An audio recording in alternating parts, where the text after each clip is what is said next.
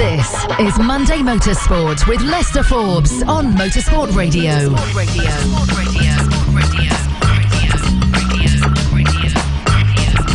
Hello and welcome to Monday Motorsport. My name is Lester. This is Motorsport Radio and we are live on a Monday night. Coming up in the next couple of hours, we will talk you through everything fantastic that happened over the weekend, including some Formula 1 action, some Formula 2 action, some British touring cars kicking off the BTCC season at Brands Hatch.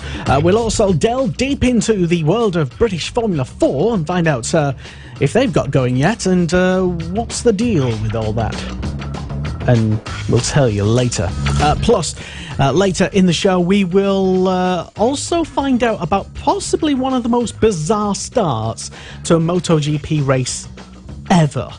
Something that we will get into in much more detail later in the week on the Superbike show right here on Motorsport Radio. My name is Lester. Thank you very much for tuning in, and we are live online right now at motorsport.radio. We're online on Facebook at the old Facebook channel and streaming live on Twitter at MSport Radio, and you can get in touch with us all evening if you wish to let us know your thoughts and messages about the various championships, and yes, we want to know your opinions, basically, about everything. Joining us on the line for tonight, please welcome Mr. Dan Marr. Hello, Dan. Good evening, Lester. Good evening, everyone. And hopefully you can all see me just a little bit clearer now. Yes, Dan's invested in a bit of a webcam upgrade. Well done. Congratulations, Dan. And yeah, so what were you doing at the weekend? I was enjoying in the marvel of my new investment, the only time I invest in anything halfway decent. And I've been watching the touring cars this weekend. The first round, fantastic, as well as the Blancpain Endurance Series. No, the Blancpain GT Sprint Series. The titles get longer every single year. Have they changed the name again? No, well, it's always been the Blancpain. It's always been Blancpain, and then there was Blancpain Endurance Series and Blancpain, well, FIA GT1, which became FIA GT3, which became Blancpain Sprint Series, which is now overall because there's three different championships. It sounds a bit complicated to me, Dan. And I'm just a little player, but I don't understand these things. I'm not a GT expert with, you know, I can't keep hold of constant name changes. Well, It's stayed consistent within the last 2 or 3 years, but it's the overall, there's the Sprint Series and the Endurance Series, and the overall is just combines the two. So if you race in both, you're more likely to win the overall.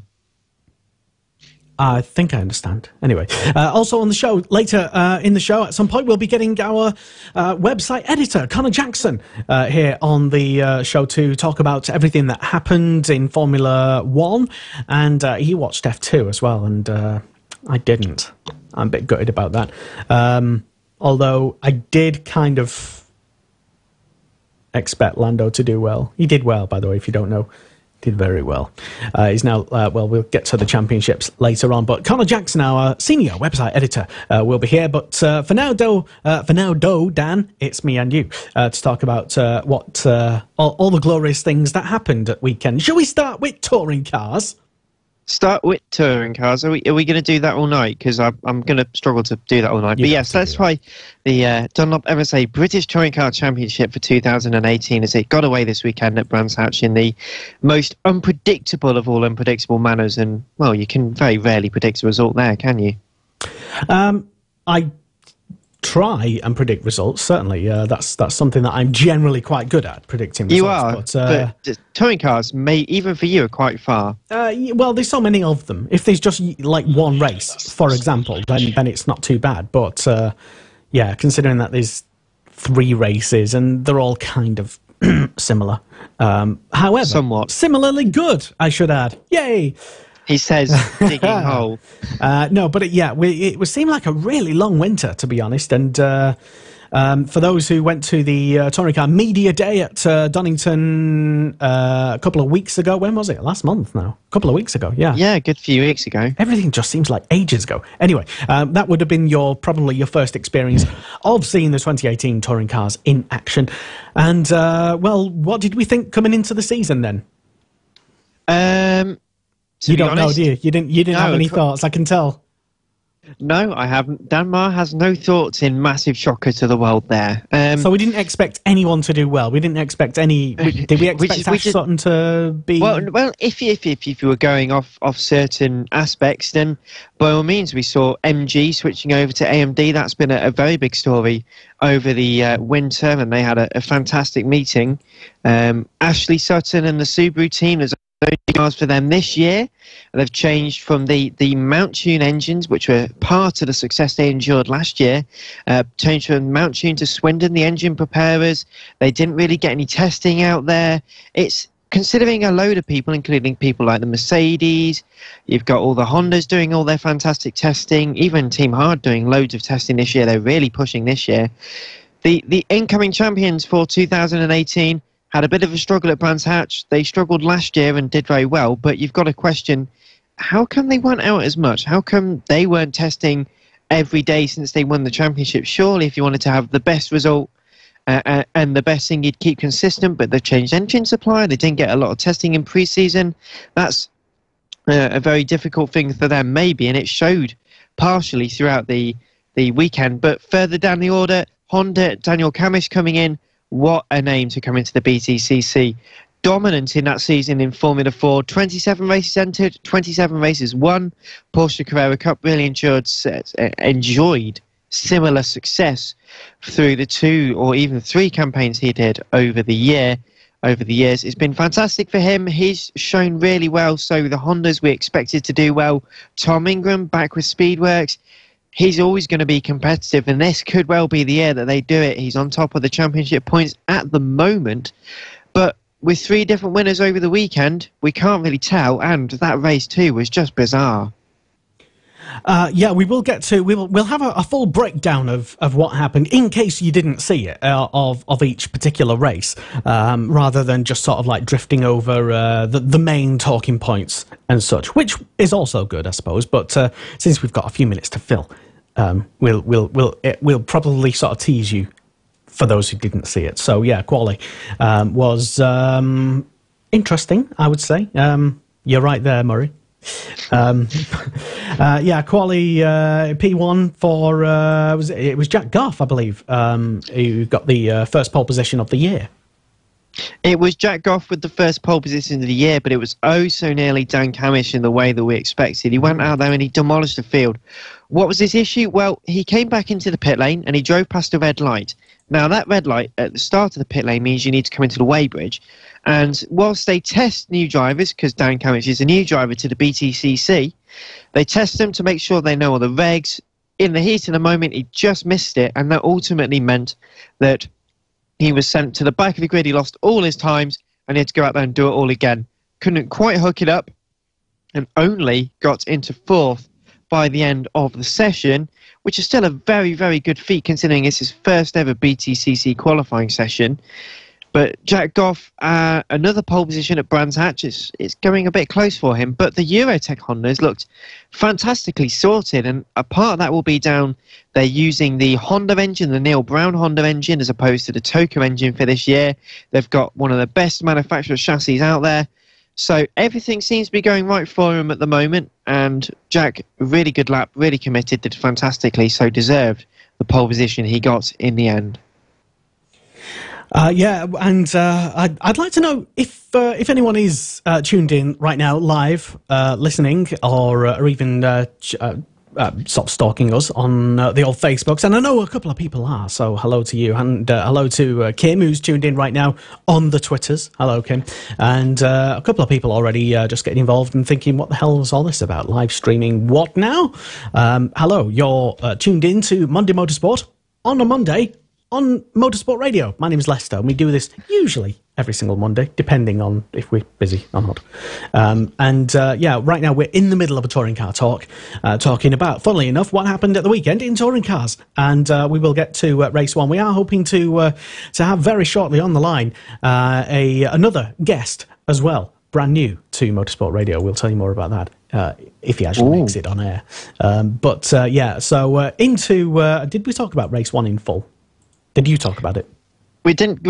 I briefly spoke about qualifying, let alone the first race. And the first race, it was just the first day back at school, really. Everyone really wanted to go out and play at some fantastically close racing, and although race 1 certainly was very close, I think race 2 is the one that's on everyone's mind, and will go down in BTCC and just general touring car folklore throughout the years. Race 1 was won by Jack Goff in by what, half a second or so. That was it was close.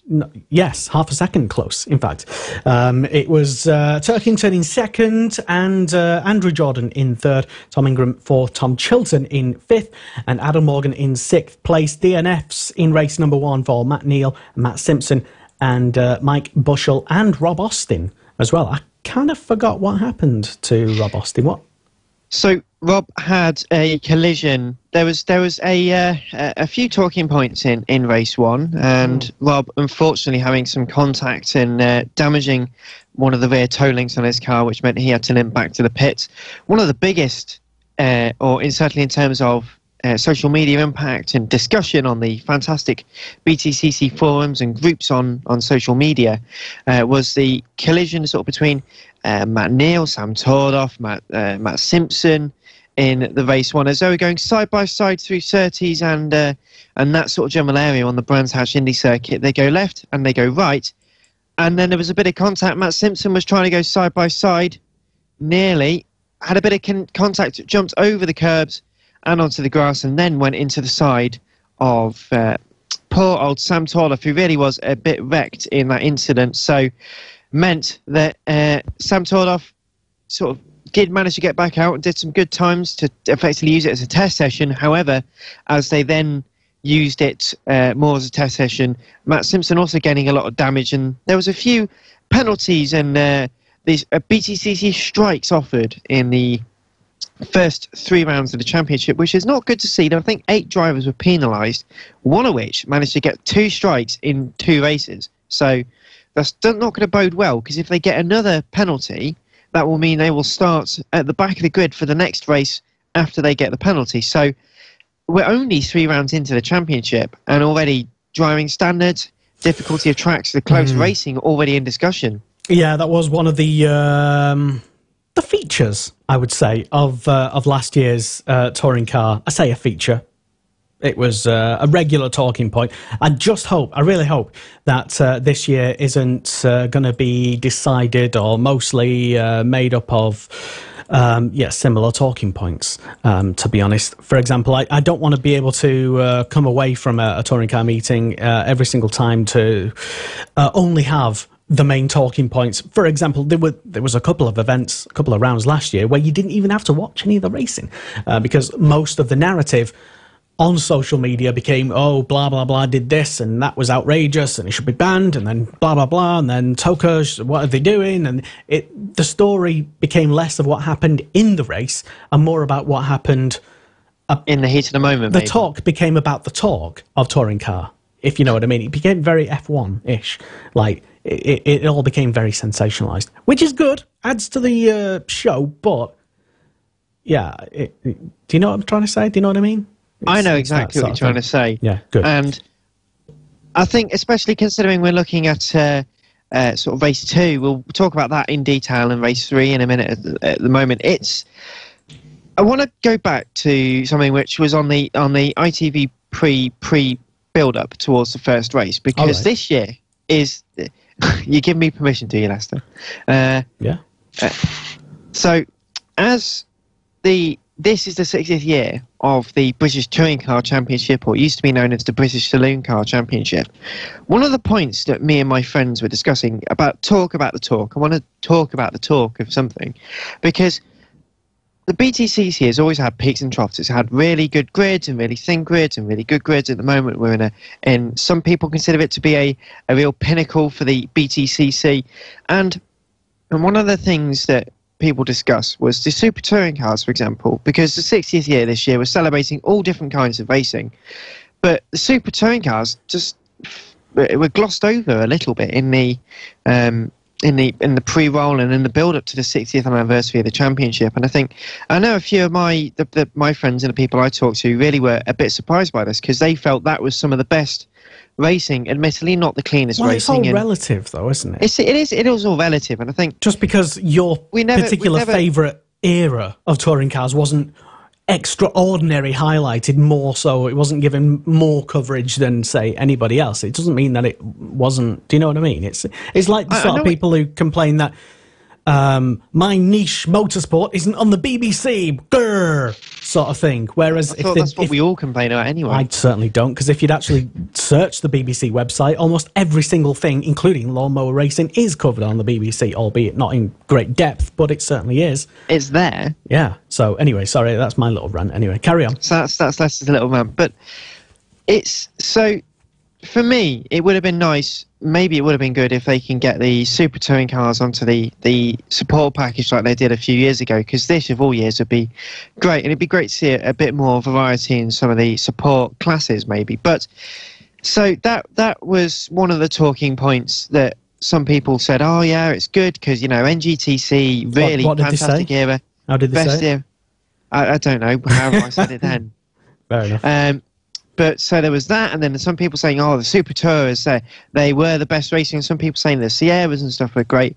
And it's good to see at least there's that discussion, because there are brilliant eras of motor racing in the BTCC and throughout motor racing history. But it's so we were talking about the modern days, and obviously we're in a really good era, the different racing nowadays, but I can never seem to remember the driving standards being... So, I can't describe it as iffy, but there's always been periods where the driving standards have not been 100%.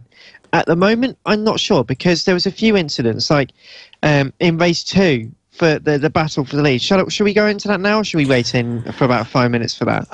Yeah, just hold fire for race number 2, and there's a good reason for that, because we're going to get a guest. An actual guest on the line in just a moment to talk about race 2 and race 3 and the championship and the everything else about what it all means on with us. So, but yeah, while we're just waiting to get hold of said guest, who I will introduce in just a moment, I will Dan. Actually, you tell us how people can get involved with tonight's show. Well, there's plenty of ways to get involved with the show here on Motorsport Radio. Please, for example, go over to our website, motorsport.radio, where you can see a load of our great content. You'll see this being live streamed if you're tuned in on YouTube or on Facebook, on our Motorsport Radio pages, on Twitter at MSport Radio, for example. Do tweet in, send us your comments, and we do want to hear what you've got to say, because especially the British Touring Car talk tonight is going to be very, very controversial maybe to some, for some other people's opinions, but we're going to go into some real detail and some real depth to the actions of this weekend's racing and what we think might happen in the championship in 2018. But that's all here on Motorsport Radio, at MSport Radio, and on Motorsport Radio on Facebook. Please do share it with your friends and your groups and everyone around you, because we want to make sure we can get everyone involved. We'd love to hear what you've got to say. Exactly. If you have any motorsport like-minded friends and they're doing nothing, I mean, what else are you going to be doing on a Monday night? Obviously nothing. Nothing good anyway. But yeah, let them know anyway that we're here almost every single Monday, time dependent. And yeah, will we be here next Monday? I don't even know, to be honest. What are we doing next? Yeah, to be honest, the reason why we say it's mostly every Monday is because depending on whether we're out at the weekend covering live motorsport, it depends on that, I suppose. But yes, so it will certainly depend on that. Right, so now I want to actually welcome our other two guests. Oh, blimey! So, apologies, first of all, guests, and apologies for keeping you on the line. But hey ho, it's better late than never. Please welcome to Motorsport Radio once again. It is our Motorsport Radio website editor Connor Jackson, and making his Motorsport Radio debut. I hope you can all hear me, and hopefully all sounding good. Please welcome as well onto the show. It is Mr. Andy Rowan. Hello.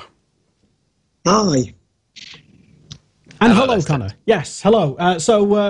Thank you very much for coming on tonight's show, and you're more than welcome. Andy, I know you were just listening in to part of our... I know we sort of jumped the gun a little bit on some of the touring car talk there, but yeah, we were up to race number 2, and I just want to explain as well. I want to get your perspective, Andy, on because some people may already know you, but might not know where from. Just explain then how they might already sort of know you. Where you're from the internets. Yes, I am one of the admins over on British Touring Car Talk on Facebook, and a few people actually know me as the guy who created the British Touring Car Talk Fantasy BTCC competition last year. So from one of those two places, quite a few people know who I am, unfortunately for them. Well. But yeah. Infamous. I would say, yes. Rambling about somewhere else. So how is the Touring Car Talk Fantasy going then this year so far? Well, we're actually doing a different format this year. All right. We were born out of the Fantasy Racers competition actually not running. So I kind of created it from my own kind of version from that. And due to my kind of work commitments and stuff, I'm actually away with work at the moment, so I'm not in my usual place. So I actually managed to find out very late on that we were actually able to host it on there. So we've got a league on there. So if anyone wants to get involved, then we just need to get in touch on either group, and we can get the details out to you. And what's the address? Just let us know how we can actually do that.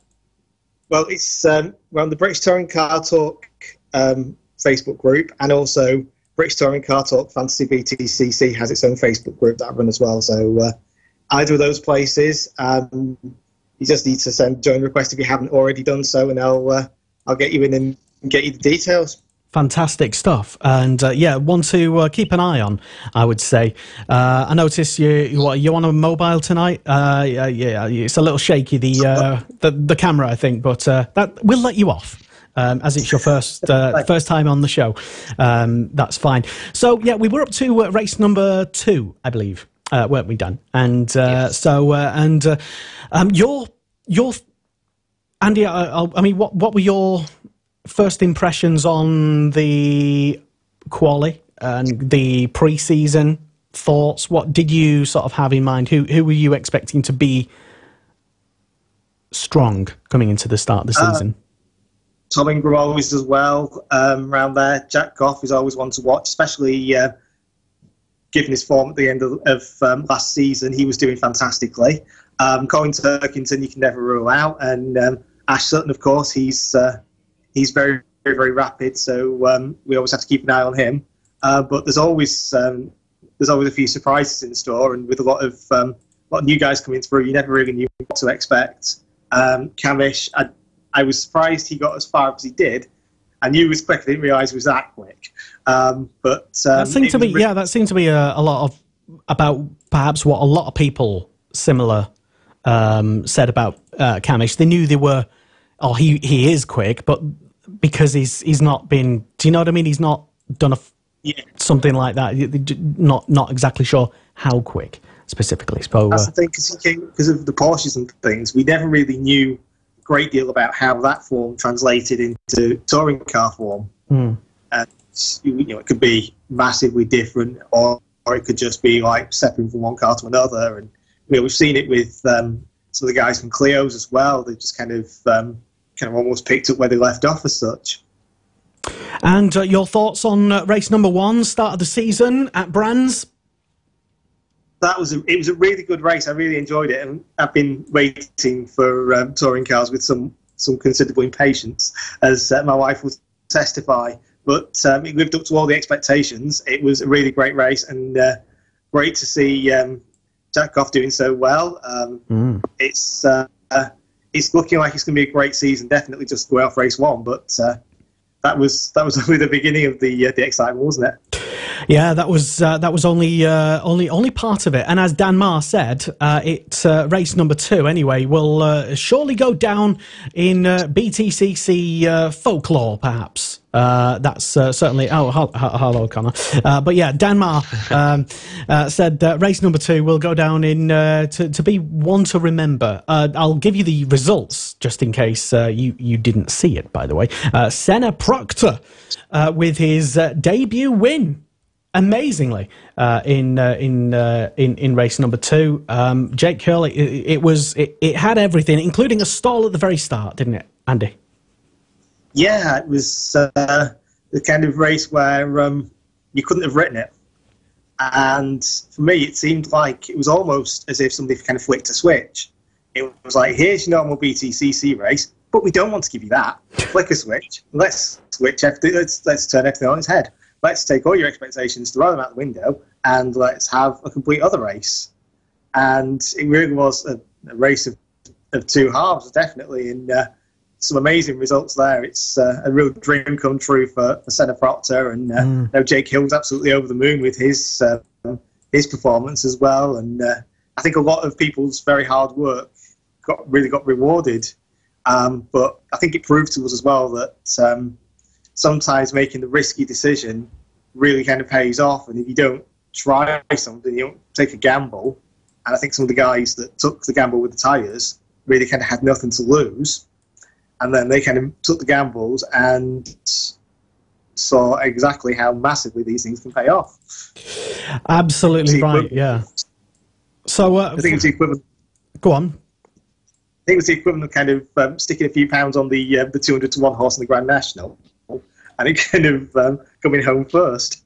Well, that's the big question. Did you have a bet? Because I know a lot of people do like to have a little bit of a flutter on their favoured motorsport, and if not, would you have had a bet, knowing that maybe Mr. Proctor was potentially so sort of quick? I should have put a bet on anyway. I meant to do one for the driver's title, but I completely forgot. That's always the way. It ran away with me a little bit because I work away quite a bit. So when I do, the weekend kind of runs away from me, and I just kind of have to spend whatever time I can just committing to watching the racing, and everything else kind of falls by the wayside. But had I known that there'd been such an exciting weekend, even more so than normal, I definitely would have found a way to put a few pounds on.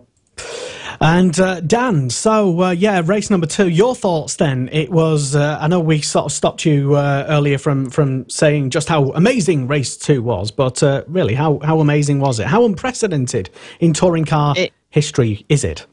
It was fantastic. I mean, I've seen some people compare it with that brilliant Donington Park race in 1998, but it was an altogether different product because we didn't have pit stops in the middle of the race. We had just wet to dry, and it was really challenging, and we thought, oh, have they made the wrong decision? Have they made the right decision?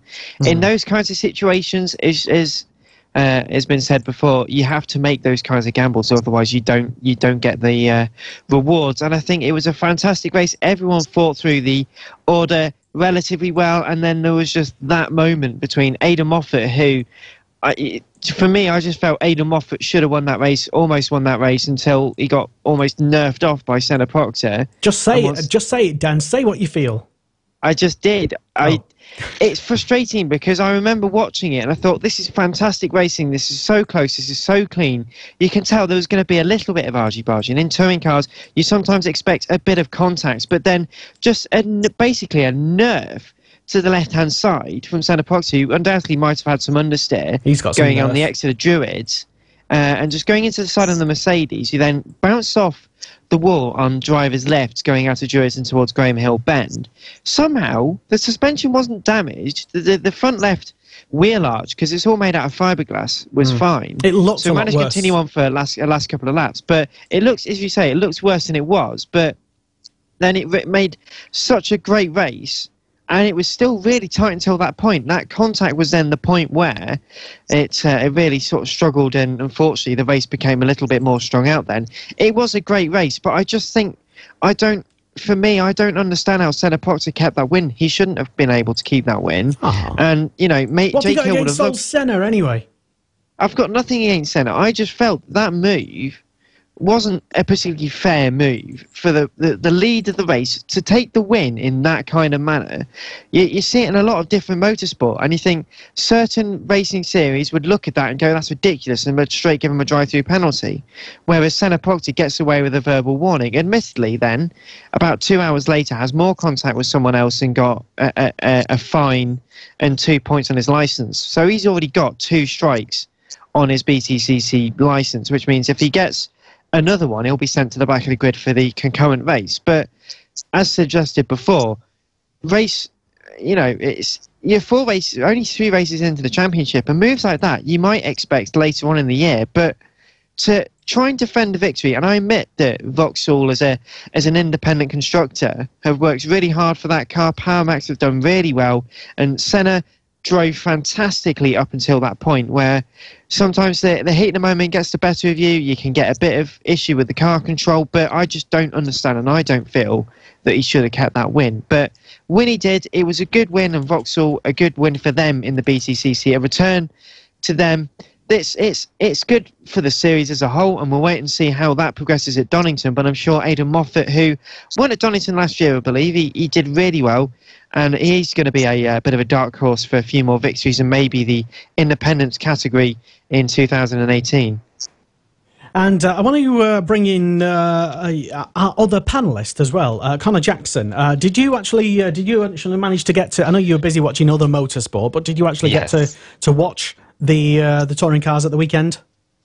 Well, fortunately, the second touring car race fell just before one of my Formula 4 races. So yes, I did actually manage to catch the second touring car race, especially the end. And I do agree. Was it as good as they're talking it up to be? Honestly, was it? I agree partly with Dan's point about Aidan Moffat. However, from what it looked like live, Moffat did run wide at the corner, having obviously defended the move, and it was very argy-bargy racing, yes. But he did run wide onto the grass and was losing control of the car when he was coming back onto the track, to the extent where, yes, Proctor did hit him, but I don't think there was anything malicious on Proctor's side, at least. And anything... But then, by all accounts, you're meant to leave space for the car to rejoin. That's why there's that rule of always leave a car's width by the white line if you're then going to make a move, or if you're then going side by side with someone. But the move was already made. He was already ahead. The whole point of him nerfing was that he hit the side door. He didn't hit the front of the car. He wasn't fully ahead. They were side by side. Yeah, but he still had the nose in front, so surely he had the right to have the position. There's a difference between nose in front and being fully ahead. If he was fully ahead, I'd totally agree and say that it was Moffat's fault because he just came on. Oh, we've already started talking about faults and everything. But when you go side by side in that kind of manner, yes, he was about a tyre's width ahead or about a tyre's length ahead, but that's not all the way through. You're still side by side. Any other series, and that'd be classed as side by side. Well, okay, fair. Go on, Connor. As still the point of the car was. Of Moffat's car was still out of control effectively. Even if he had left that car room, Moffat would still have half spun back onto the racetrack. And okay, fine, he probably wouldn't have smashed into the barrier on the other side, but he still would have dropped 3-4 places from that leading group. Fascinating debate. Let us know what you think about what happened at Brands Hatch at the weekend. Yesterday it was. Gordon Bennett. Yes, Kim tuned in. Hello, good evening, Kim. He thinks that it's a good outside bet, referring to betting that we were talking about just a short while ago. A good outside bet for the touring cars. His money would be on Rory Butcher, Andy. Rory Butcher. I can see that. Yeah, he's Rory Butcher's always one to keep an eye on. He's definitely very quick, and I think he's going to show a lot of really good form. As a Motorbase fan last year, I was keeping a very close eye on him, and he really is one to watch. I would fully agree that you can never rule out Rory Butcher if you're going to do an outside bet, or very soon to be probably quite an inside bet, actually. A good bet, you might say, yes. Oh, yeah. Exactly, and let us know your thoughts as well if you're still tuned in. Either way, if you're not tuned in, maybe you've downloaded this as a podcast, because those things are available, let us know, because we do still like to read your comments. You can get them into us. We're streaming right now on the Twitterers. It's at MSport Radio, and we're also on Facebook and on our website as well, motorsport.radio, where you can find links to how to download all the audio versions, plus on audio 24/7, you might even say radio stream and such. Shaka Anderson's been on, and he said race 2 was fantastic. It was fantastic, Dan. It was a fantastic win from Proctor. Perrin Osborne says Proctor got a penalty in race 2 for pushing Moffat off the track. Well, obviously not. That it was an official warning. Now, I would hardly call that a penalty. Yeah, well, okay. Yeah, fair enough. And Ryan Taylor has been on from the Touring Car Talk Facebook group and other places as well, I'm sure. Says Honda have a lot of work to do. New car, lack of testing, loads to unleash. Kamish will be a race winner this year once they find the sweet spot. Let us know what you think. Do you disagree with Ryan? Do you disagree with Andy? Do you disagree with Connor or Dan? I'm not even getting involved, to be honest. I've learnt my lesson. But let us know either way. It's at MSport Radio. This is Monday Motorsport on Motorsport Radio. My name is Lester, and race number 3. Wow. Race 3 happened as well in touring cars. See, we've not even talked about that. We've already sort of like gone 40 minutes and talking about one and two races. But yeah, it was a win for Tingram in race number 3. To be honest, or Tom Ingram. Yeah, well, or Tom. Mr. Ingram. But yeah, to be honest, I don't remember that much about race 3. No offence, race 3 and touring cars, but because obviously all the talk was about race 2 and everything, all the drama that happened there. I remember vaguely that there was another stall, or was it Turkington tried to get off, or was that race number 2? I forget now. See, it's all blurring in my mind. It's all mashed together. What happened? Race 2 was Turkington with his mysterious faults. Right. Did something similar happen in race 3 as well? No. Okay. He was fair enough. He was kind of overshadowed by race 2's drama. Okay. Well, obviously it was overshadowed because I don't remember anything about race 3 apparently. Other than Tom Ingram won, Adam Morgan was second, and Rob Austin third. Brilliant third place for him. Ash Sutton in fourth, Mike Bushell in fifth, and Rory Butcher, Kim's choice, who's tuned in, was in 6th place. Dan, your thoughts on not just race 3, but touring cars first weekend in 2018 as a whole? Good or bad? It was a good start to the 2018 campaign. It was a close start, and certainly something that we're going to be looking forward to for the rest of the year. I want to make sure, hopefully, that the series doesn't transcend, maybe get further with the driving standards. Hopefully they'll tighten it up. Donington's always it's difficult because Brands is such a tight circuit and it's a really short circuit.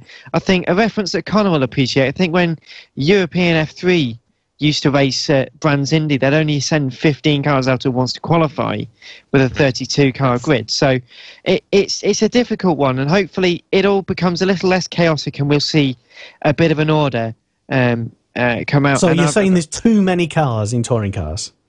I think I've said that before. I feel there's too many cars in touring cars. I just think maybe 32 cars is too much for the kinds of tracks we go to. But what's the correct amount of cars then? To be honest, I think stuff like, it's a difficult one to think about, but stuff like the World Touring Car, the World Touring Car Cup, as it's now 3? known. No, the World Touring Car Cup. The World Touring Car Cup has actually got 25 or 26 full-time entries, and there's a few wild cards per meeting. And I think 26 as a peak series would be about fine. But my main sort of considerations are making sure that the racing is close, but it's clean, because we don't want to see cars being battered and damaged every single race. Yes, it's good to see side by side, door to door, a bit of nudging here and there, but we don't want to see races becoming into crash fests, and I think that'll all calm down over the next few meetings. But Donington's going to be very close, and I think, as one of my very, very close friends has said, he genuinely thinks, and I agree with him in this regard, I think tippings for the title so far, Andrew Jordan is just looking at the package, he knows the car. He's fantastic in rear-wheel drive. Yes, his first meeting was not great, but if you consider a lot of different things, it's looking very, very close for him. And I just have a feeling that even though if you look on the bar at the side at the moment, only down in 13th place, Ashley Sutton didn't score any points last year at round one. But my betting, and that's actually coming from one of my... So, Dan, who would you have a bet on for round number... Oh, you've already told us. I didn't even ask you. But surprisingly, I was looking at some of the odds on various betting websites where you can bet on the British touring cars, because oddly, very few do. But I think his odds were about 200 to 1 at the start of the year, which seem a little long. But you know, I just have my gut feeling and the feeling of a few of my close friends all say the same thing, where it's just looking too close to call, but that's how we think it will go. Andy, how many do you agree, first of all, with Dan that we should perhaps massacre the field and reduce it down to, what did he say it was, about 4 cars? Honestly, no. I think what we need to do is, we need to do something with the short circuits. Like, we noticed at the weekend that the qualifying was basically a mixture of traffic and getting their toe off people. I mean, that's a bit chaotic, but that's one weekend of the year. That's the only time that we have such crowded fields. I think the rest of the time, we have a great field. We have 32 guys out there that really, really, really want to have great racing. And I think we're lucky that so many people want to get involved. If we look at the package as a whole, it's absolutely crammed with people who want to get involved and want to be part of what we have. And I think if we start putting limits on it, we might get to a point where maybe people that are really, really good entrants, but late entrants due to the fact that funding's not exactly forthcoming for some people, that could mean that some people are actually missing out when we really, really need them there, because they are fantastic drivers and they bring a lot to the championship. And we just have to look at people like Walt Niels. I mean, he was fantastic last year, and this year he's not with us, and it's all the worse for it. He's a fantastic racer, a really, really great guy as well, and I'm genuinely gutted he's not around. Mike Epps, another one, he brought a lot to the championship last year, and again, he's bringing a lot to Clio's, but you know, I'd love to see him back in the touring car. And if we ended up with that situation by thinning the field out, then we're just going to lose out. Potentially, although we might see a little less chaos. Connor, what do you think? I think it was interesting examples that obviously Andy gave. I know the fantasy, let's say, of if you reduce all the field, you basically just cut out the back of the grid drivers, which doesn't necessarily happen. But Andy did. Someone's got to be at the back of the grid. True. But Andy did pick up on a good point, which is the drivers that do come in late are the ones that do struggle with funding. And that's not necessarily the guys at the back of the field. I know, I believe Sam Smeltz was one of the first guys to actually be announced for British Touring Cars this year. Now, admittedly, he hasn't had the strongest first round, and having watched him race last year, I'm not entirely confident he'll make great progress throughout the season. But he's someone who would still be in the field if we'd cut the drivers down to 26 necessarily. How do you know that? Well, because he would have got the funding earlier and he would have got into the team earlier. How do you know that? So there wouldn't be any space for new drivers, let's say. We don't know.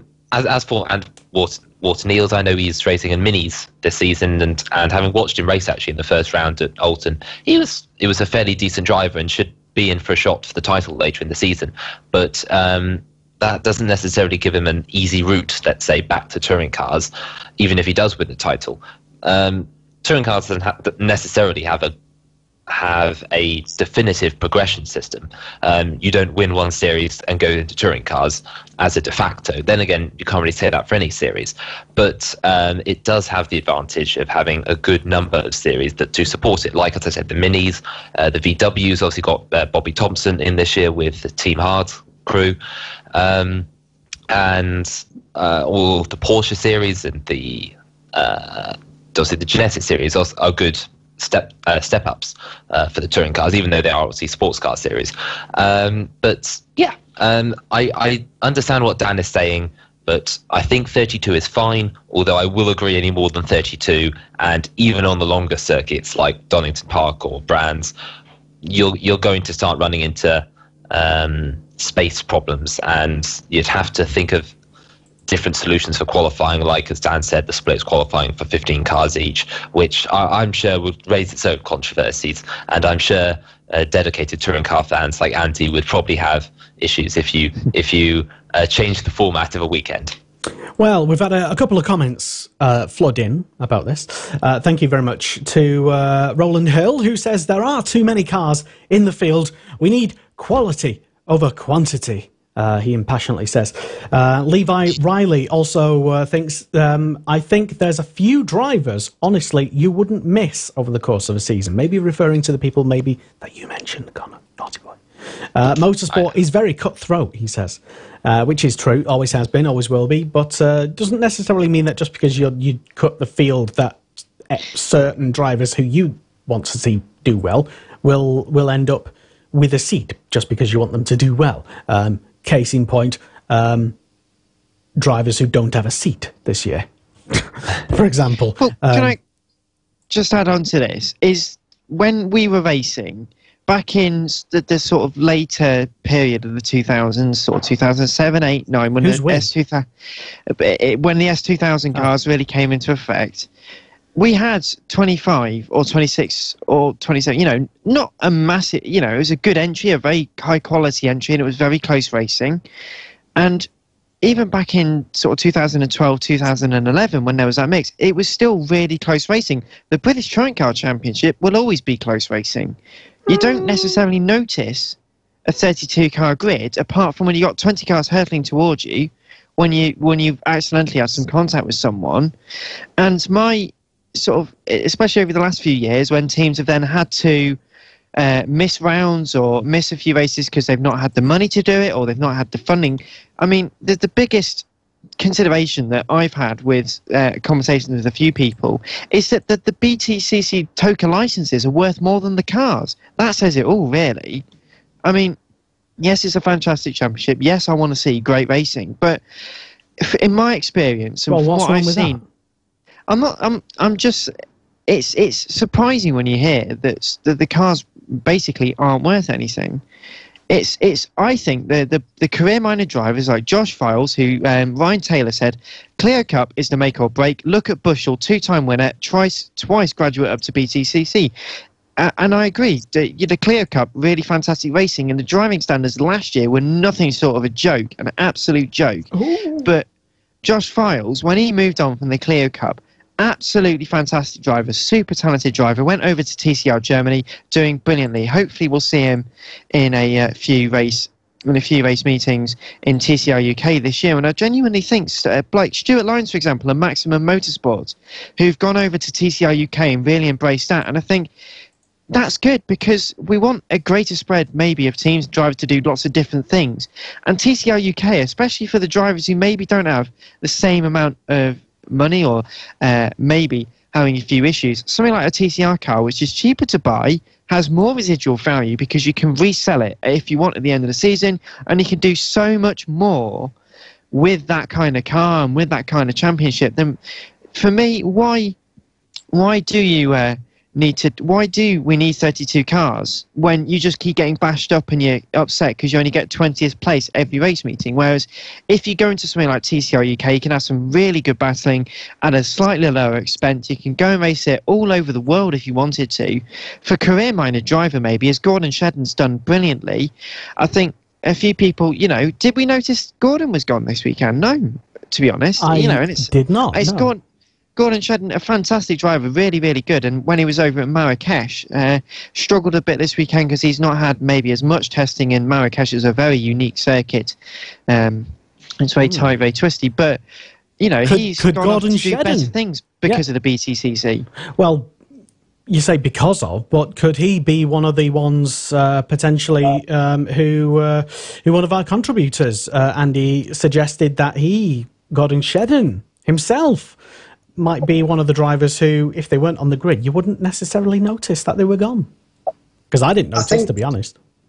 Well, I think what we really need, irrespective of how many drivers we've got, is a grid full of people who absolutely 110% would love nothing more than to be there. I mean, I've had a lot of interaction with Stuart Lyons, and I've been following his progress in TCR very closely. Stuart is a massive advocate of the TCR system, and a more evangelical TCR advocate you will never find than Stuart. He's a fantastic guy, and he is fully 110 million% committed to the TCR system, and he fully believes it. And it's great to see that he's got that passion. He's a great guy, great racer, and he's really enjoying his racing. And that, to me, is the number one thing. You want, however many people you've got out there, you want them to absolutely 110% be all over the racing and just fully committed to it. And if that means that some people go off, then that's fine. But I think we'll find a lot of people want to be in the championship. But I think our main problem is expense. There's some guys that are just really, really want to come through, but then they see the expense that their sponsors are going to have to go to. And it's getting ridiculous. It really is. And I think a few people have alluded to that over the last couple of years, that it's so expensive. There's been figures bandied around and rumoured for a couple of years now of full seasons costing £250,000, £500,000, and it's how much? That's not a lot, though. No. I could do a couple of seasons on that. You're taking the piss. Just wait. No, you're going to compare it to Formula One, aren't you? And say, when you... Go on. And this, in part, is a problem, because you could probably save at least £150,000 worth of damage if you got rid of... if you maybe stretch the field out just slightly, because you could save on just having to remold parts.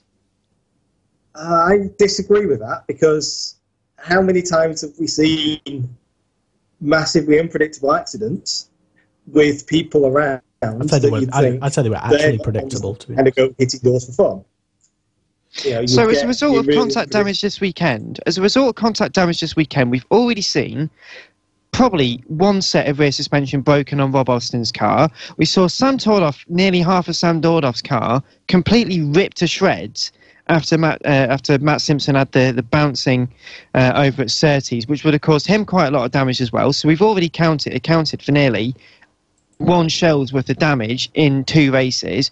We've got Aidan Moffat's when he lost his front bumper, so that's already nearly a set of suspension off that car. So you've got quite a lot of that car already broken. If you think about it, that's just one race meeting, and there was more than that. And then that adds up significantly throughout the seasons.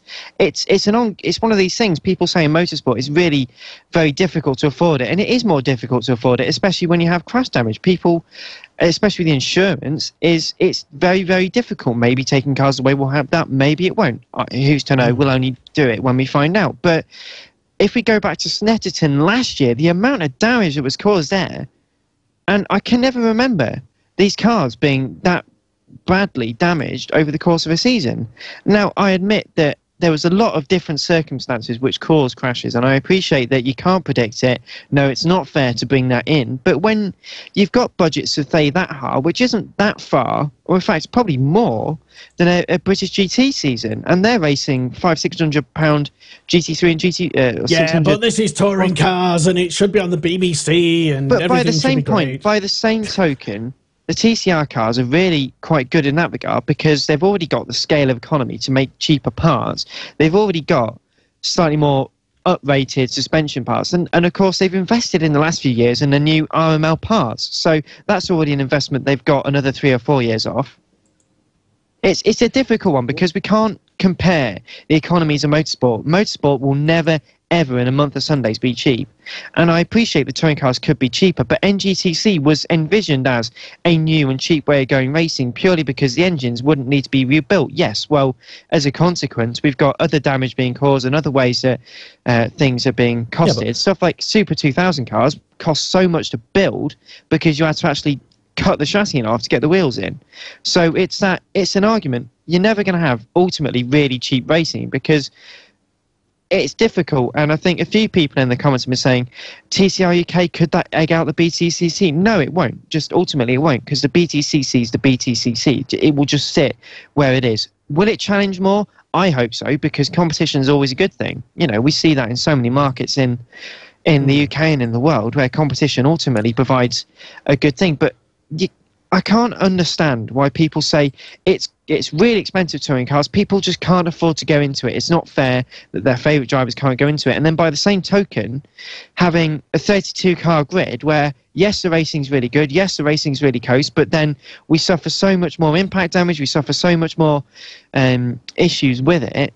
Do the end justify the means to do it?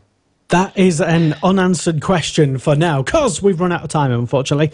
Andy Rowan, thank you very much for making your Motorsport Radio debut here on Monday Motorsport. Hope you've not been too traumatised by being on the show anyway. So, but we welcome you and thank you, and we would have got you on sooner. We'll blame Dan anyway. Always blame me. But thank you very much anyway. That's an absolute pleasure, and I hope to be back soon, hopefully in a slightly more stable setting than a Birmingham hotel room. You said that, not me. There's nothing wrong with Birmingham hotels. Excellent. Just a quick reminder before you go of the Facebook groups where we can check out your admin stuff that you do and the various postings. Well, there's, of course, British Touring Car Talk, and the fantasy competition is on British Touring Car Talk Fantasy BTCC. I actually run the Fantasy BTCC side of things, and we have our own league on fantasy racers.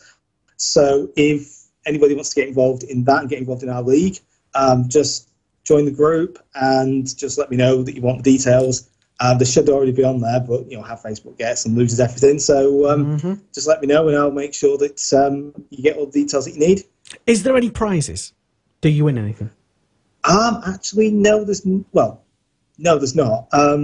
We originally couldn't do it because we couldn't charge an entry fee because of gambling laws, and also I'm skint. So it was all that. Yes. It was basically it was an experiment in how much you can do for free, which for something that's a web designer by trade, that was it's almost like a challenge for me. How far I can get on absolutely nothing, and it's something I think we're all it's something I think we're all quite we're all testing the waters with, I think. So yes, you have our sympathies with trying to do as much as possible on less than a shoestring budget. I wish I had a shoestring so I could tie what little I had together. Anyway, but yes, thank you, Andy, for coming on to Motorsport Radio, your debut appearance on Motorsport Radio. This is Monday Motorsport on the Motorsport Radio. My name's Lester, and we will be back very shortly to talk about Formula 4.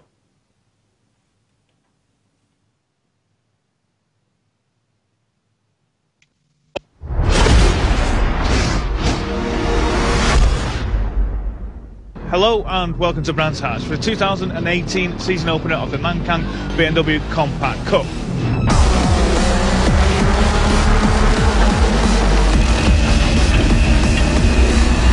Turn up, fingers crossed, and hope the car works, and it's working quite well.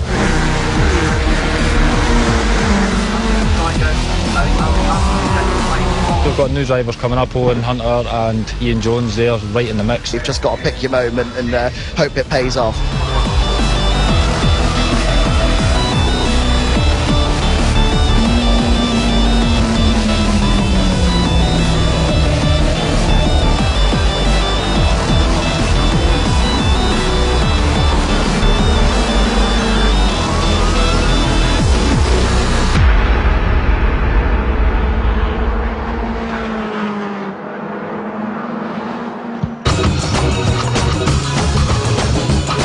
Motorsport Radio on a Monday.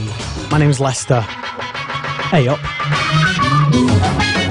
So, we are in the midst of a touring car tour. Well, we were anyway, and thank you very much to Andy Rowan. We stay at Brands Hatch, actually, for the next segment, I think, because that's pretty good place to stay. I'm not getting confused, don't worry. So yeah, hello. All right, so it's over to Formula 4. One thing I actually forgot to do is mention the overtaking league, as we're calling it in touring cars. What's this, I hear you ask? Well, the overtaking league, it's actually called the Dunlop Forever Forward thing, but we're just calling it the overtaking league. And well, at the top of the standings, making 27 amazing overtakes at the weekend, it's Mike Bushell, of all people, and Senna Proctor with 26, he's second. Tom Boardman, yes, these are all heavily skewed because a lot of people fell off and crashed, and safety cars and stuff, and rain and everything else happened in between then, and it's not. But still, that's how they calculate it. Your very brief comments on that, Connor. Sorry, Lester, can you quickly repeat that last thing? You cut out slightly. Yes, the Dunlop Forever Forward, a.k.a. Touring Car Overtaking League, as we're calling it. Mike Bushell leads at the moment with 27 overtakes. Senna Proctor, 26. Tom Boardman in third place. Matt Simpson in fourth. Jake Hill in fifth. Some of those could have been gained because they started at the back anyway, and they might just automatic. But still, your thoughts? Well, obviously, as you say, Lester, it is always going to be affected by those who benefit because of starting at the back. Although then again, this might just show that these guys are actually really good at racing, and it's just their one-lap pace is not that great. So, for example, Mike Bushell, who leads the way on 27 points, I probably wouldn't sign him to a team for his qualifying record, but if you can overtake 27 cars in a race compared to any other driver, then I don't see why he probably couldn't do quite well in one of the top teams where the car would be a lot quicker. Dan, your thoughts on Mike Bushell being the most successful overtaker in touring cars to date of this year? For 2018? Yes. I'm surprised that Senna Proctor didn't take that, to be honest. You would have thought that the way he stormed through the grid in race 2 would have been enough. But Mike Bushell doing really well. Another good statement of intent for the Team Hard guys. Tom Boardman, on his return, didn't do too badly indeed. Matt Simpson and Jake Hill also progressing very well. And as you can see on the overtaking league there, we've still got the likes of Jason Plato down in 19th. He's overtaken 12th. He was a bit anonymous this weekend, and I'm going to quote what he said on Twitter the other day, as he said, "My performance this weekend was nothing other than piss poor." Oh! And he said that on Twitter. And Twitter, of all places. That's not where you'd expect bad language. But yeah, as we're calling it, the Touring Car Overtaking League. Also known as the Dunlop Forever Forward Award. Yeah, other tyres are available. Is that the asterisk? You know, like on the radio ads, where you have to do all the terms and conditions really, really quickly, then you have... You know, got to do it like that. It's that. It's the BTCC Overtaking Awards in association with the Dunlop Forever Forward Award. Yeah, I just thought we'd keep an eye on it as it's potentially noteworthy round by round. So, yeah, we will certainly keep an eye on that. But now, over to some their Formula Fords, because they happened as well at the weekend. And was it race 3 or race 2 that we got to see live? Race 3. Race 3. Yes, race 3, Leicester. Formula 4, as always, has taken, in recent times, has taken a back foot in the TOCA package, and we're only getting sort of one race on Sunday nowadays, which is a little sad sometimes. But it was nice when it was 2 races. It was evenly split as well. It was qualifying in race 1 on the Saturday, and then race 2 and race 3 on the Sunday, which was always nice. And at least one of those races was shown live, and because of the whole live coverage, obviously with ITV, at least the other race was shown later on the ITV website, which I believe they're sort of cutting back on now. But really, that's a I don't know. That's what I've heard. Although I haven't seen too much of ITV this weekend, so I will give them a fair dues on that. Although when you come to mention it, actually, just after there was like a couple of times where I missed the coverage because I was doing other things and other motorsports in other paddocks, and I got back on a Sunday evening to actually watch back what happened in touring cars and stuff, and it wasn't on the ITV player. It wasn't on UB. On UB, oh yes. I must admit, my only slight frustration is the fact that I can't, or at least with my computer, I can't seem to stream it in HD, and that's the most nitpicky of all nitpicking things. But it would be nice to. But you know, they've always provided some very good coverage, and it's great we get the full 8 hours of coverage, and a few other motor racing championships all over the UK do an unprecedented amount of live coverage, such as the Cool Fab Racing British Mini Bikes Championships live on Motorsport Radio. That's Clay Pigeon round 2 in a few weeks. We're so blessed to be there, really are. Well we done, really well are. done. But yes, anyway, so it's good to see they do the coverage they do, and it's really rare to see that kind of airtime because you know, Frontrunner were doing the British GT Championship last year, but then that sort of went up and down and very much down again. But it's good at least we get the airtime for all of the support paddocks, I know. But we get where a else bit of would we airtime, get them? yeah. Well, it would be great if we could get them on live streams online. I think some of the current TV deals maybe prohibit that, but it would be great to see all 3 races live, because I know it's like the crews are there. If you think about, like, the 3 of us all cover the British GT Championship and other support races. So F3. Those 2 do a lot of Formula 3. But it's actually that way. Careful. No, it's actually that. I don't know which way it is. Let's skip over that for a second. But it's when Hayfisher, who produces the coverage for them, they usually film the races and actually show the races. Not sometimes online, sometimes not, but they'll show it sometimes on a media-only feed where we get to see what's going on. And it'd be great if they could do something like that just online, because they're still there, they're still producing. I know it's more difficult, but it's that argument, isn't it? It just should Formula 4 really get it, but then it earns a decent amount of FIA super license points. So yes, yes, they are on the basically the road to Formula 1, and they do get super license points, more so, just a few more I think than F3. That's a separate issue entirely. What I wanted to get onto is the actual racing at Brands, and the race 1 happened on the Saturday, as I think it usually does. Ayrton Simmons won that race fantastically from Kian Jewis and Dennis Hauger, Norwegian. Go on, Connor. Yes, it was a great race, actually. Race 1 from. Did you listen to it? Yes, exactly. From what you could tell on the Toka radio, which is very well produced, by the way, before anyone accuses us of being favourites or anything. But no, Simmons came into this weekend with a lot more experience than the other drivers. He's done the full year last year, and he was obviously the majority of 2016. Obviously, he couldn't do the first few rounds because he was too young originally. But he's come into the season with almost 2 years of experience behind him. And when he's coming up against other rookies and people in their second year, as it were, he certainly was the man with the man with all the track time, as it were. However, pre-season testing proved he wasn't necessarily going to have it all his own way. Kian Jewis, Jonathan Hogarth, and Dennis Hauger had been the 3 that had really sort of dominated pre-season testing. Hogarth himself had actually topped Friday practice, and with Simmons a couple tenths behind. So Simmons was on course for a good result here, but he wasn't expected to dominate in the way he did when the weekend actually came about. As it was, though, when qualifying did eventually happen, Simmons made the most of the drying track. It was very changeable conditions, and I was very surprised how close the field was. Now, I know we talked about Brands being a very small circuit. In the Formula 4 cars, it's only about 46 seconds around the track.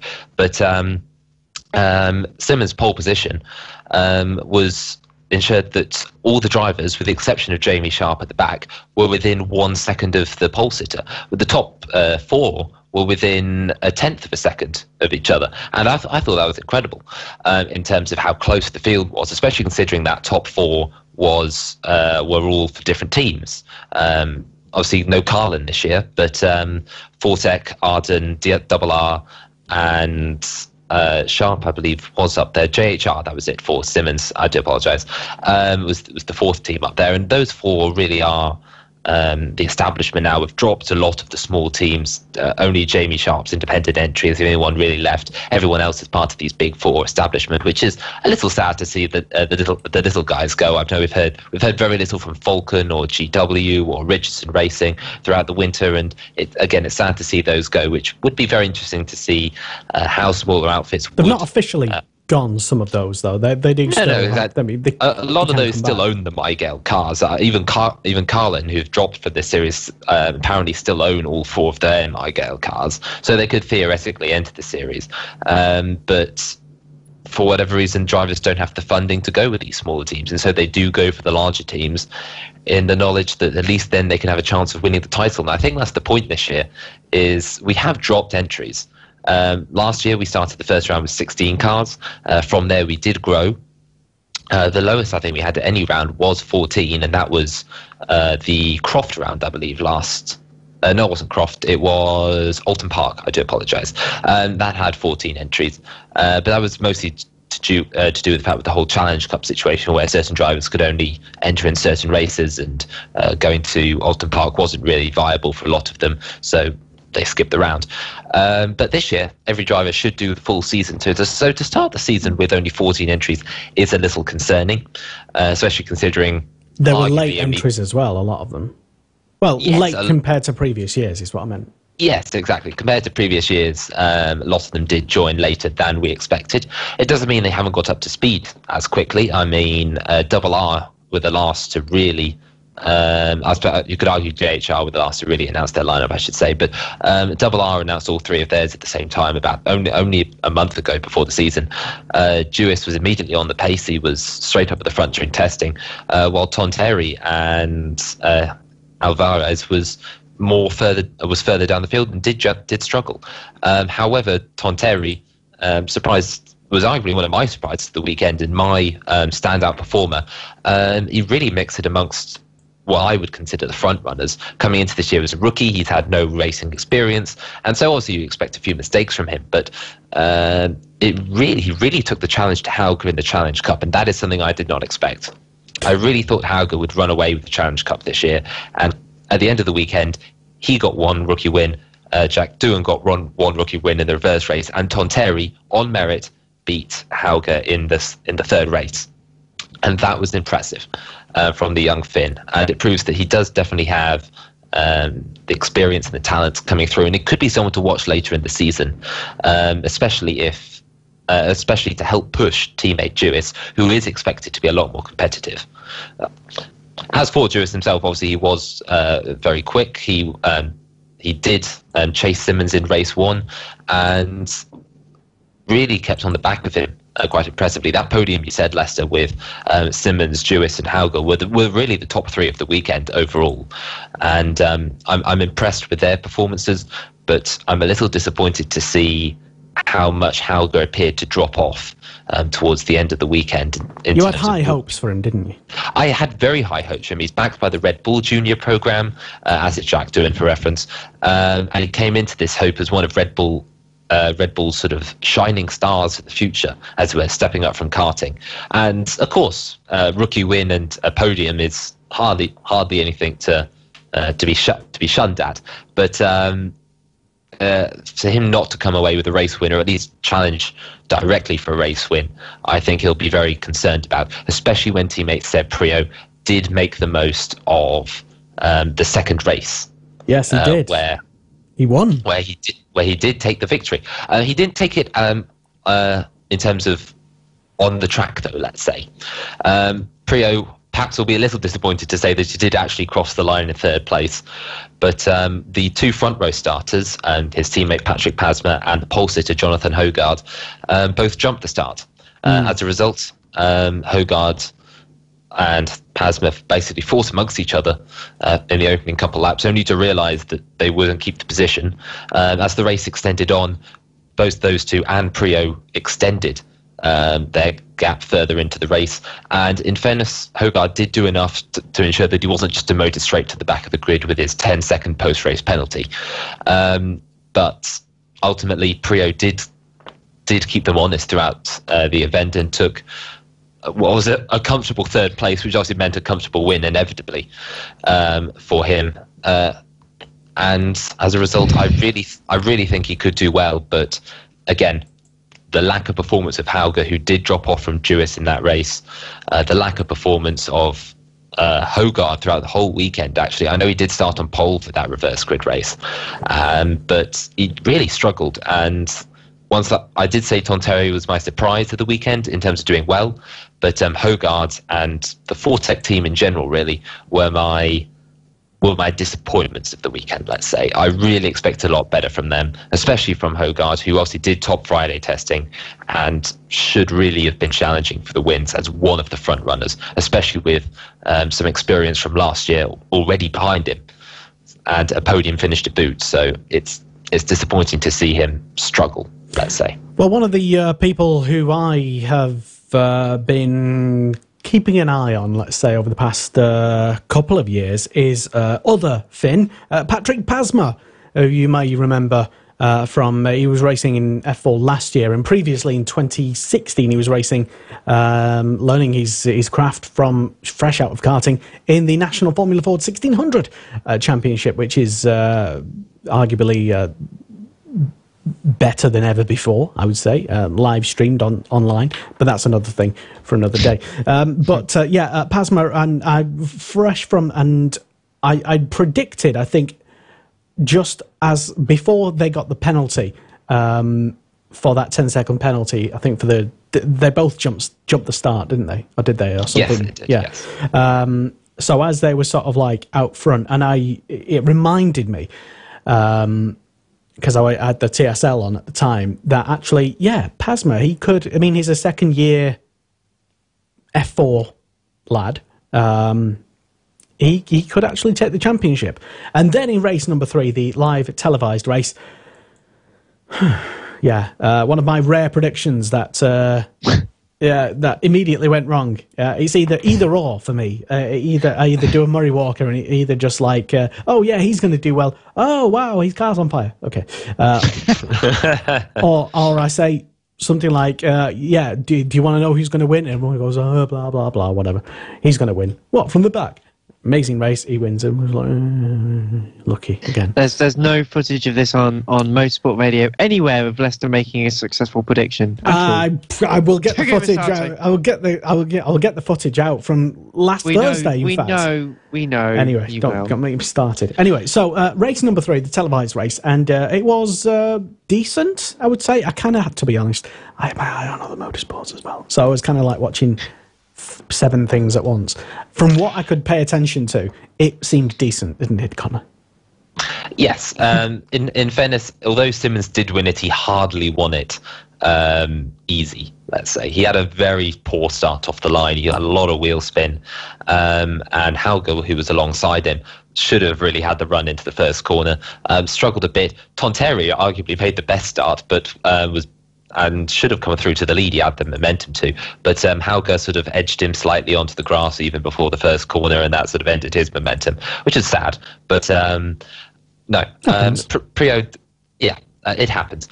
Prio had the momentum, Hauger had the momentum coming up to Druids and really challenged Simmons to the extent where they were going side by side.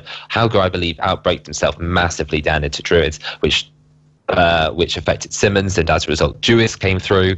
And by the end of the first lap, Jewis had a sizable lead over Simmons, and so now the momentum was changed where we were all believing Kian would have the chance of the race victory. But as always, the weather played its typical game, and on the third lap, when we were focusing on battles further down the field, Jewis, through no pressure from any other driver, just lost it through the final clearways, clearways corner, and lost the lead. He managed to keep the car going, and he ran through the gravel, I think, just briefly, but did maintain at least 2 wheels on track and came back in third place behind Simmons and behind Hauger. He managed to stay in front of teammate Tonterre, but those 4 really pushed towards the end of the race. Simmons, although he did win, it's proof that he is not in a Jamie Caroline type dominating fashion. He struggled in the latter half of the race. Hauger gave him an awful lot of pressure, and Hauger would have taken an easy second place, but he did what he probably should have done and made a daring move in the last couple laps to try and take the lead off Simmons. It didn't pay off, quite unsuccessfully. It was after a interesting safety car period, let's say. I'm sure someone somewhere has an opinion on it, but at the back, Alvarez was battling with Luca Allen for one of the lower top 10 places. It was our pick of the week. Indeed, our pick of the week, Lester. I'm That's sure, until MotoGP happened. It was for about an hour.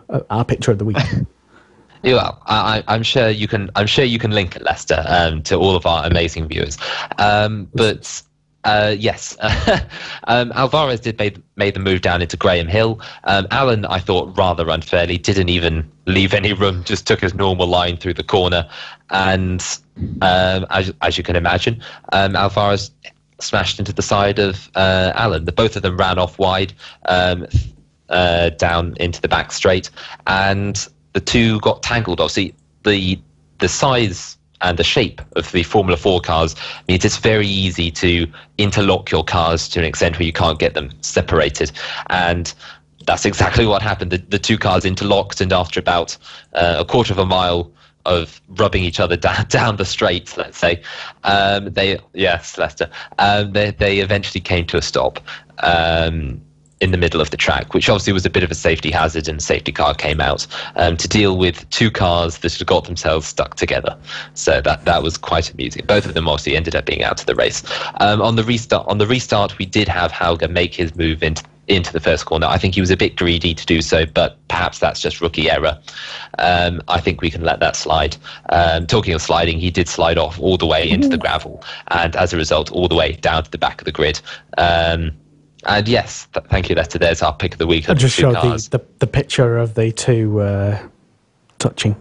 Leisurely drive. Getting rather intimate. Yes, indeed. The two cars were rather intimately stuck together, let's say. I would imagine like both, and they were both like, as it both happened, they were like, get off me. It was like, you get off me. No, get off. And it was like... Well, you could tell afterwards that the two were barely speaking to each other as they got out of the car. And I think it was only Alan later that eventually started talking when they were both behind the barrier. But we didn't see the conclusion of that. They wouldn't have been pleasant words, but let's assume that. Yes, let's assume there was a reason the camera didn't focus on their mouths too much. Oh. But yes, but go on, Connor.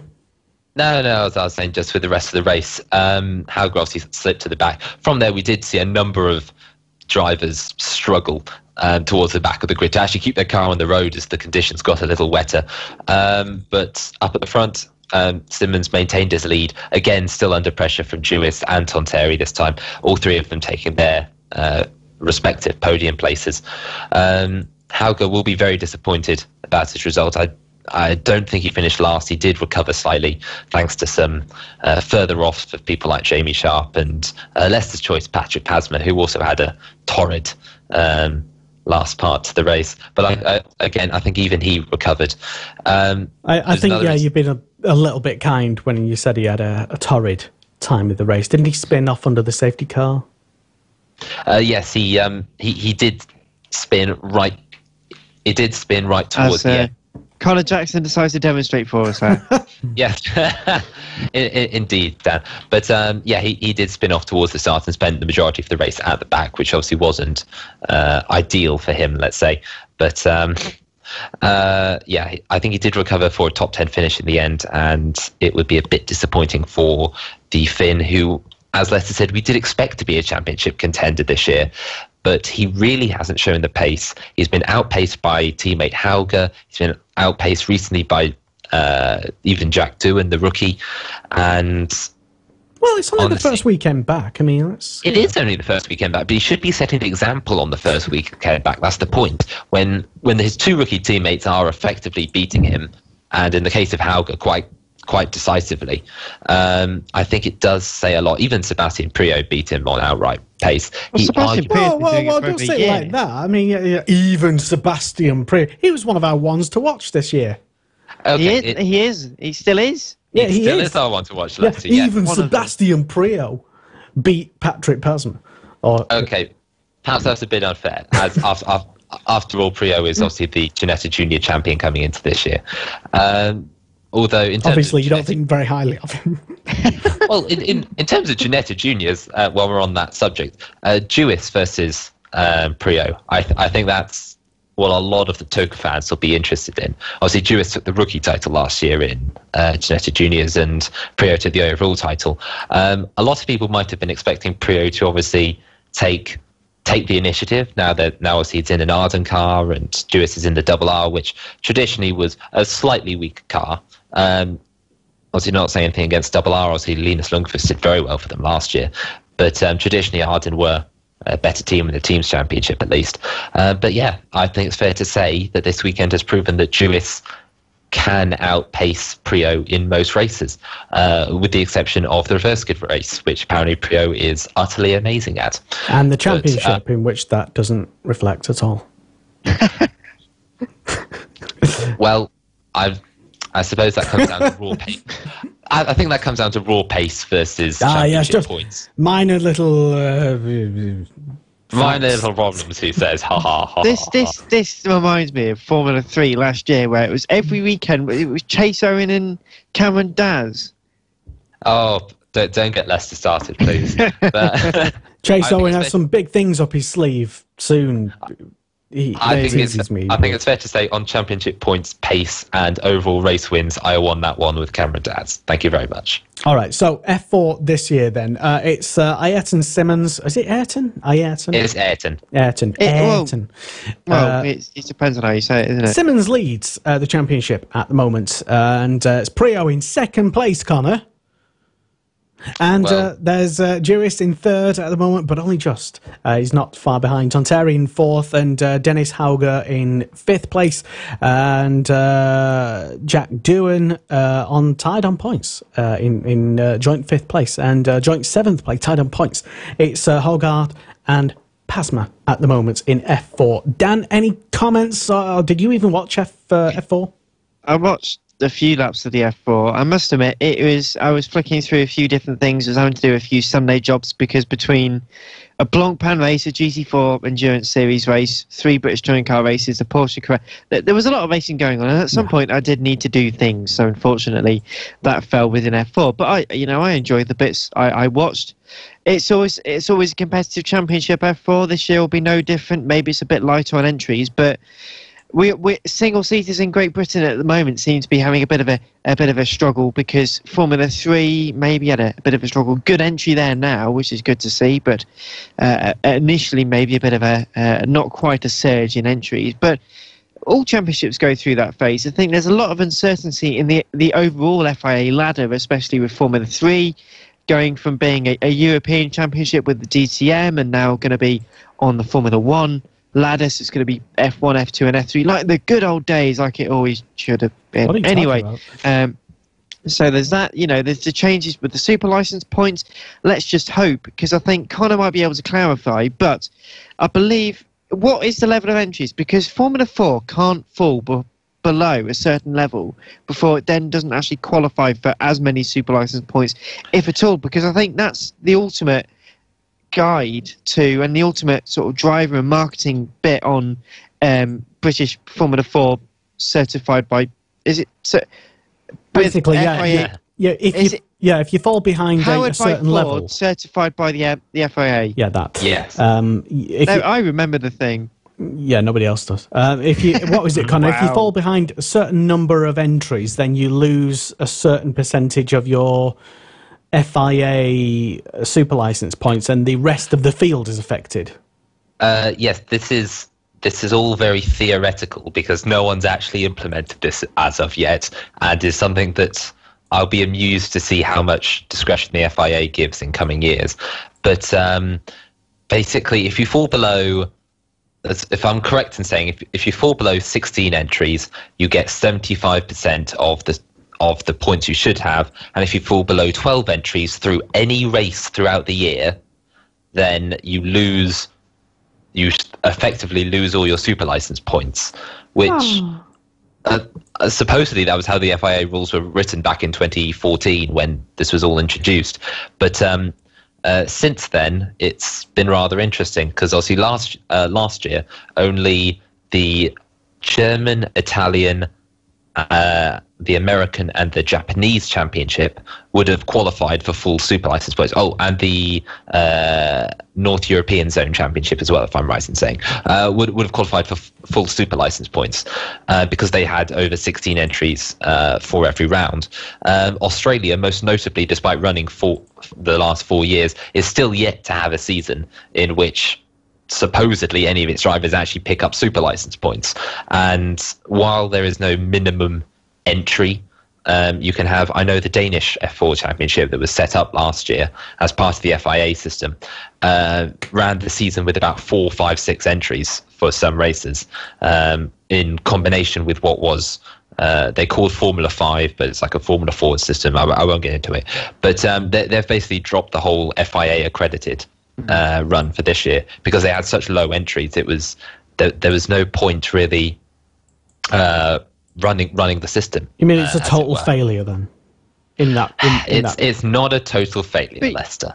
Yeah, I'm sorry, but it does feel a little unfair to the likes of Australian Formula 4 because we've had this conversation off camera before, but in fairness, an Australian single-seater category is never going to really pull the same amount of drivers as you would expect over in Europe or maybe even in America. But it's then punishing people maybe by geography where you can't get those kinds of entries. Australia, maybe it's not fair to have a full super license points, but fit 75% maybe. But to lose all of your points because someone couldn't make it because of money issues or an engine issue or a chassis issue, that's not entirely fair, especially considering that you don't get. It's difficult to maintain these cars when you're halfway across the world. And do you feel, because you're our resident single-seater expert, do you feel it's unfairly punishing those sorts of peoples in Australasia and maybe over in some Asian countries as well because they just can't sustain the entries? Not to say that if a race with 4, 5 or 6 maybe isn't worth any super license points, but in somewhere like Australia where you can only get 12, 13, 14, that's still a healthy entry. I mean, British Formula 4 by that count would only qualify for 75% or whatever. So yeah, I mean, theoretically, Formula 1 should only qualify for... Formula 4 in the UK should only qualify for 75%, theoretically. But again, the FIA are not going to devalue one of their own feeder series, so. But I think that's the point, and it's what we're going to find out in the coming years. I know Lando Norris was quite beneficial for the fact that British Formula 4 was quite healthy when he entered, so he still carries over those 12 super license points from when he won the series. But drivers who are coming through the order later, are they going to be affected? Are they going to have their points reduced later on? Will the FIA make exceptions for those series from those years, like two seasons in the future, just so they can accommodate one driver into Formula 1? Yeah. And that, again, that will be interesting to see. If your name's Fernando, yeah, well, haha. In the case Dan made about if one guy could make it, in fairness, that is actually what happened last year. They ran 12, 13 entries for the majority of the year. There was one round where a driver couldn't make it, basically. They dropped to 11 categories and they lost every driver in the series was punished as a result. This is my frustration personally with the whole FIA grading systems, because in terms of the super license points, because we saw Pierre Gasly and Brendan Hartley have done very well and they've got a lot of experience, so have somehow acquired the points. They can't really do much more. The systems don't maybe benefit other championships. DTM's losing its load of its points. The WEC is losing a load of its points. So it's going to be a very narrow road towards Formula One. The likes of Mark Webber and Kimi Raikkonen couldn't have joined at the time he did. Jenson Button wouldn't have been able to. Obviously, Max Verstappen wouldn't have been able to. That's the whole reason they couldn't. But it's a difficult one to look at. I don't think maybe it's right. Maybe we should go back to just a list of qualifying things like they used to, because that works more or less fine, apart from Taki Inui, but not Taki Inui, sorry, Yuji Ide even. What? Taki just about qualified, but maybe. But Yuji really maybe didn't. All right, so I don't even know where we're what. Okay, so yeah, 10 years ago, F1 qualies aside, please. That was the F4 discussion over and done with. We have to park it there, I'm afraid, guys. I am sorry, but we do have other things to talk about, like, instead of the road to Formula One, actual Formula One, because there was a race yesterday, and that happened. And also, just to remind you as well, that I do sometimes make correct predictions. Do you want to know the podium then for this weekend? Yeah, go on then, since you always get it right. No, don't set it up like that. This is going to be the podium. Okay, Cal Crutchlow for the win.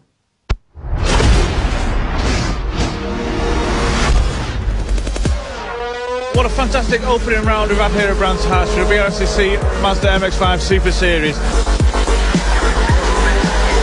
So yeah, look forward to supporting the Super Series some more. I think it's going to grow and grow. It's tough competition, Jake's pretty quick, so we'll try our best.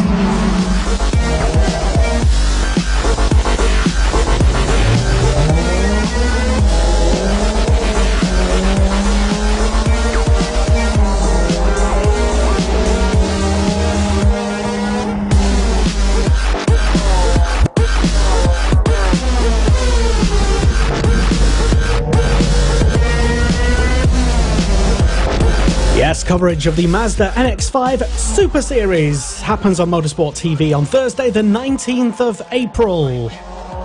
Fantastic. This is Monday Motorsport with Lester Forbes on Motorsport Radio.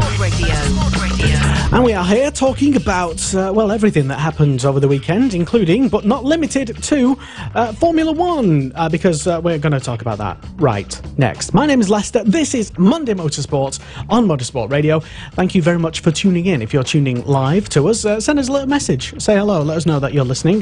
Big hello to everybody who has already sent messages. Joined in the debate with regards to touring cars and F4. That's all we've kind of talked about, really, so far. Hello to Ryan Taylor, if he's still tuning. He probably heard F4 and sort of zoned out a little bit. Paul Clark says, good evening. Good evening, Paul. Hello and welcome. Hello to Perrin Osborne as well. And to Kim as well, who's also tuned in live. Loads of people. And we usually do the show live on a Monday throughout the season, depending on whether we've been to cover a Cool Fab Racing British Mini Bikes Championship event at the weekend. If we have, that means we're probably just going to be like too exhausted, and we'll be sort of too exhausted. Anyway, so my name's Lester, and we've got the panel back with us once again to discuss Formula One, which happened, which was very successful.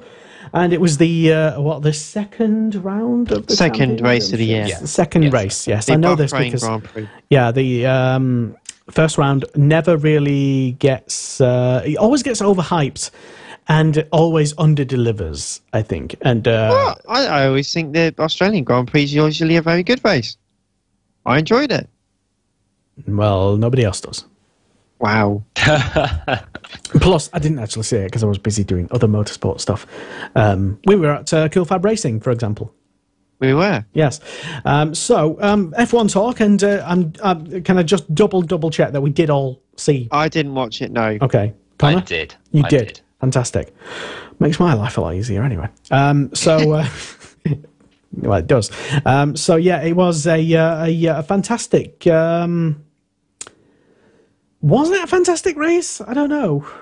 It was very good. There was a lot of talk about the fallout. Certain things. Well, there was a fallout. There was a poor mechanic who was sadly injured, and good news for those who didn't hear it today is he had a successful operation, so he's going to be all fine and good very soon. And Is that good news? Well, I suppose it's better good news. Yes, than, good to see that obviously the operation was successful, and we'll see him back very soon. If you don't know what this was, Kimi Raikkonen in the Ferrari pit stop accidentally run over one of his wheel mechanics because they couldn't get the wheel off, and I think they're still investigating, or they recently... They released... Yeah, I think from what I've seen, certainly, is they released the car too early, effectively. Think back to the likes of 2008 at Singapore when the fuel hose was still attached. They hadn't actually changed that rear wheel because they were still working on it. But because Formula 1 pit stops are so quick these days, 2 seconds, wheels off and wheels on. That's really quick, isn't it? So they didn't manage to change it, so they just released him. So unfortunately, the poor mechanic got in the way and I believe broke the leg. So quite a nasty accident. But the team obviously being fined €50,000. Is that enough, to be honest? 50,000? Well, I don't think it was euros. I was thinking it was US dollars, to be honest. It might have been in dollars. I can't.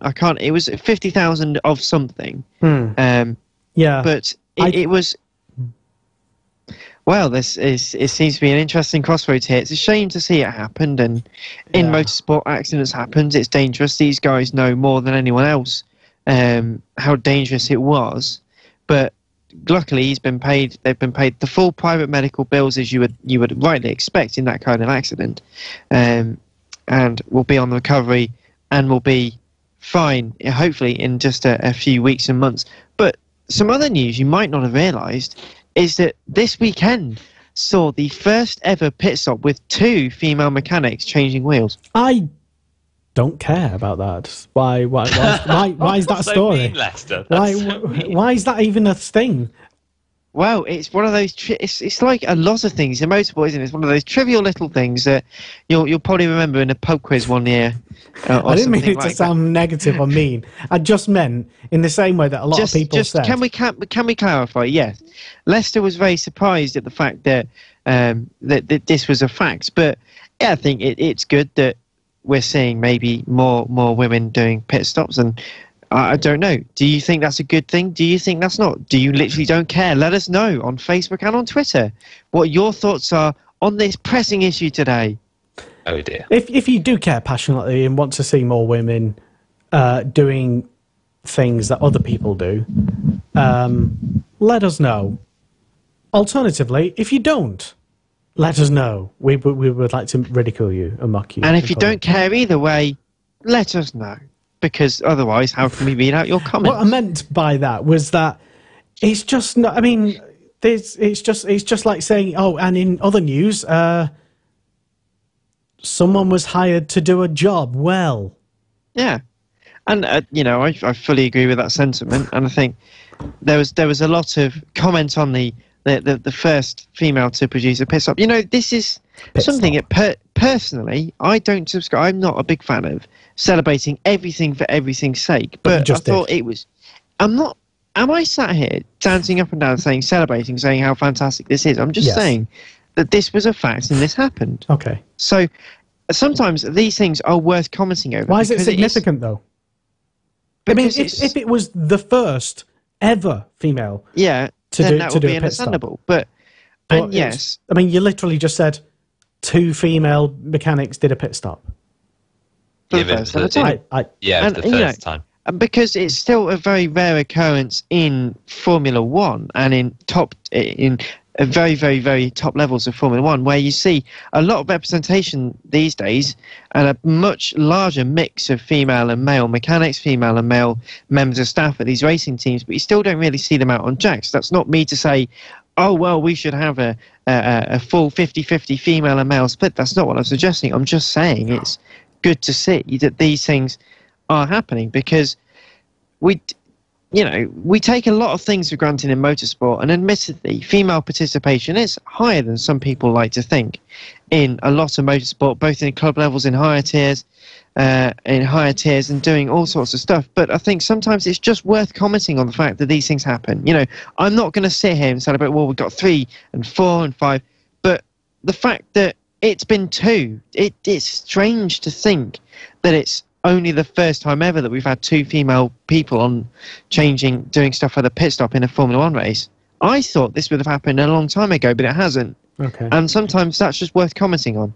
I think you're making a mountain out of a molehill. Who, me? No, Dan. Oh. Dan. I think Dan's making a mountain out of a molehill. As Dan says, it's a nice bit of trivia, and thank you for sharing with that. But I don't think it was newsworthy as such. Like Lester says, I don't think it was. There you go. I presented it as a fact. We drawn it out as a good few minutes worth of discussion, which is, I suppose good. But yeah, we filled that good 5 minutes up, didn't we? Well, I've not watched the race. These are the only bits that I know that happened in the Grand Prix. All right. Well, apart from the end comment. Thank you for your contribution, Dan. It's well earned bit of knowledge there. And Roland Hill says, been in touch and says, well, Lester, if you don't like reporting people just doing their jobs well, why do you host a radio show that reports on drivers, doing their jobs well? Roland, how could you? That is a good point, I suppose. That's my commentary of the day, that guy. I give him a thumbs up. Roland! Anyway.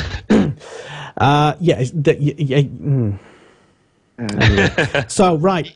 Formula One happened. Quiet, Dan. You didn't even watch the race. Anyway, a race did happen, and who won it? I don't even know. Oh, God. It's Sebastian Vettel. Right, Vettel won. Moving on. No, Vettel won, and he only just managed to narrowly avoid getting pipped at the post by Valtteri Bottas. Where was Hamilton?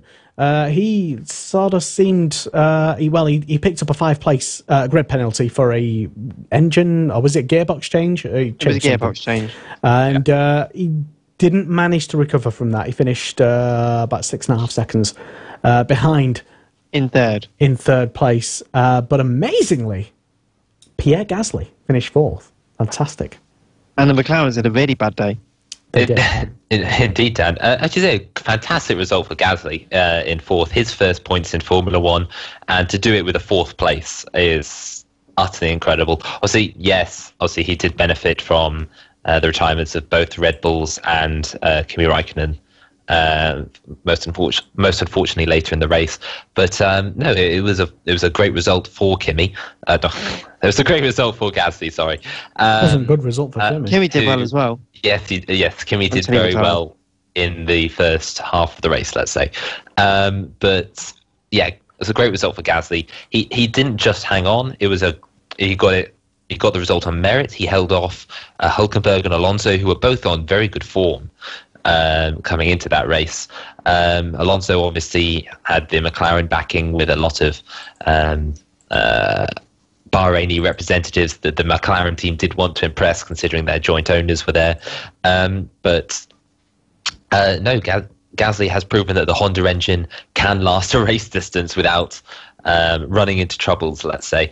A very embarrassing 4th place as well, considering that, McLaren, they were being asked, or Eric Boulier was being asked about, if Toro Rosso can get a good performance out of these engines. And they qualified 6th, and they came up 4th. A lot of the reporting at the start of the year was on Toro Rosso and the relationship, how they've changed and how they've sort of opened up. Maybe it's that less pressurized situation for Honda's done them some good. It's fantastic to see that Honda are competitive, because we all want to see Toro Rosso and the like up there. It's great to see that. But McLaren, after the qualifying, said, well, we're going to have crisis meetings. This is unbearable.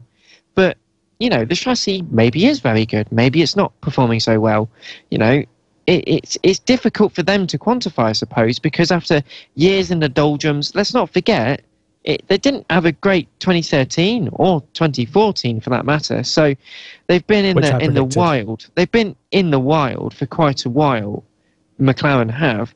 They need a bit of a kick, and they have gone through periods in their history when they've not been at their most competitive. Let's think sort of 93 to 97, where they struggled a bit. They had a few different engine suppliers trying to... They still won races, though, Dan.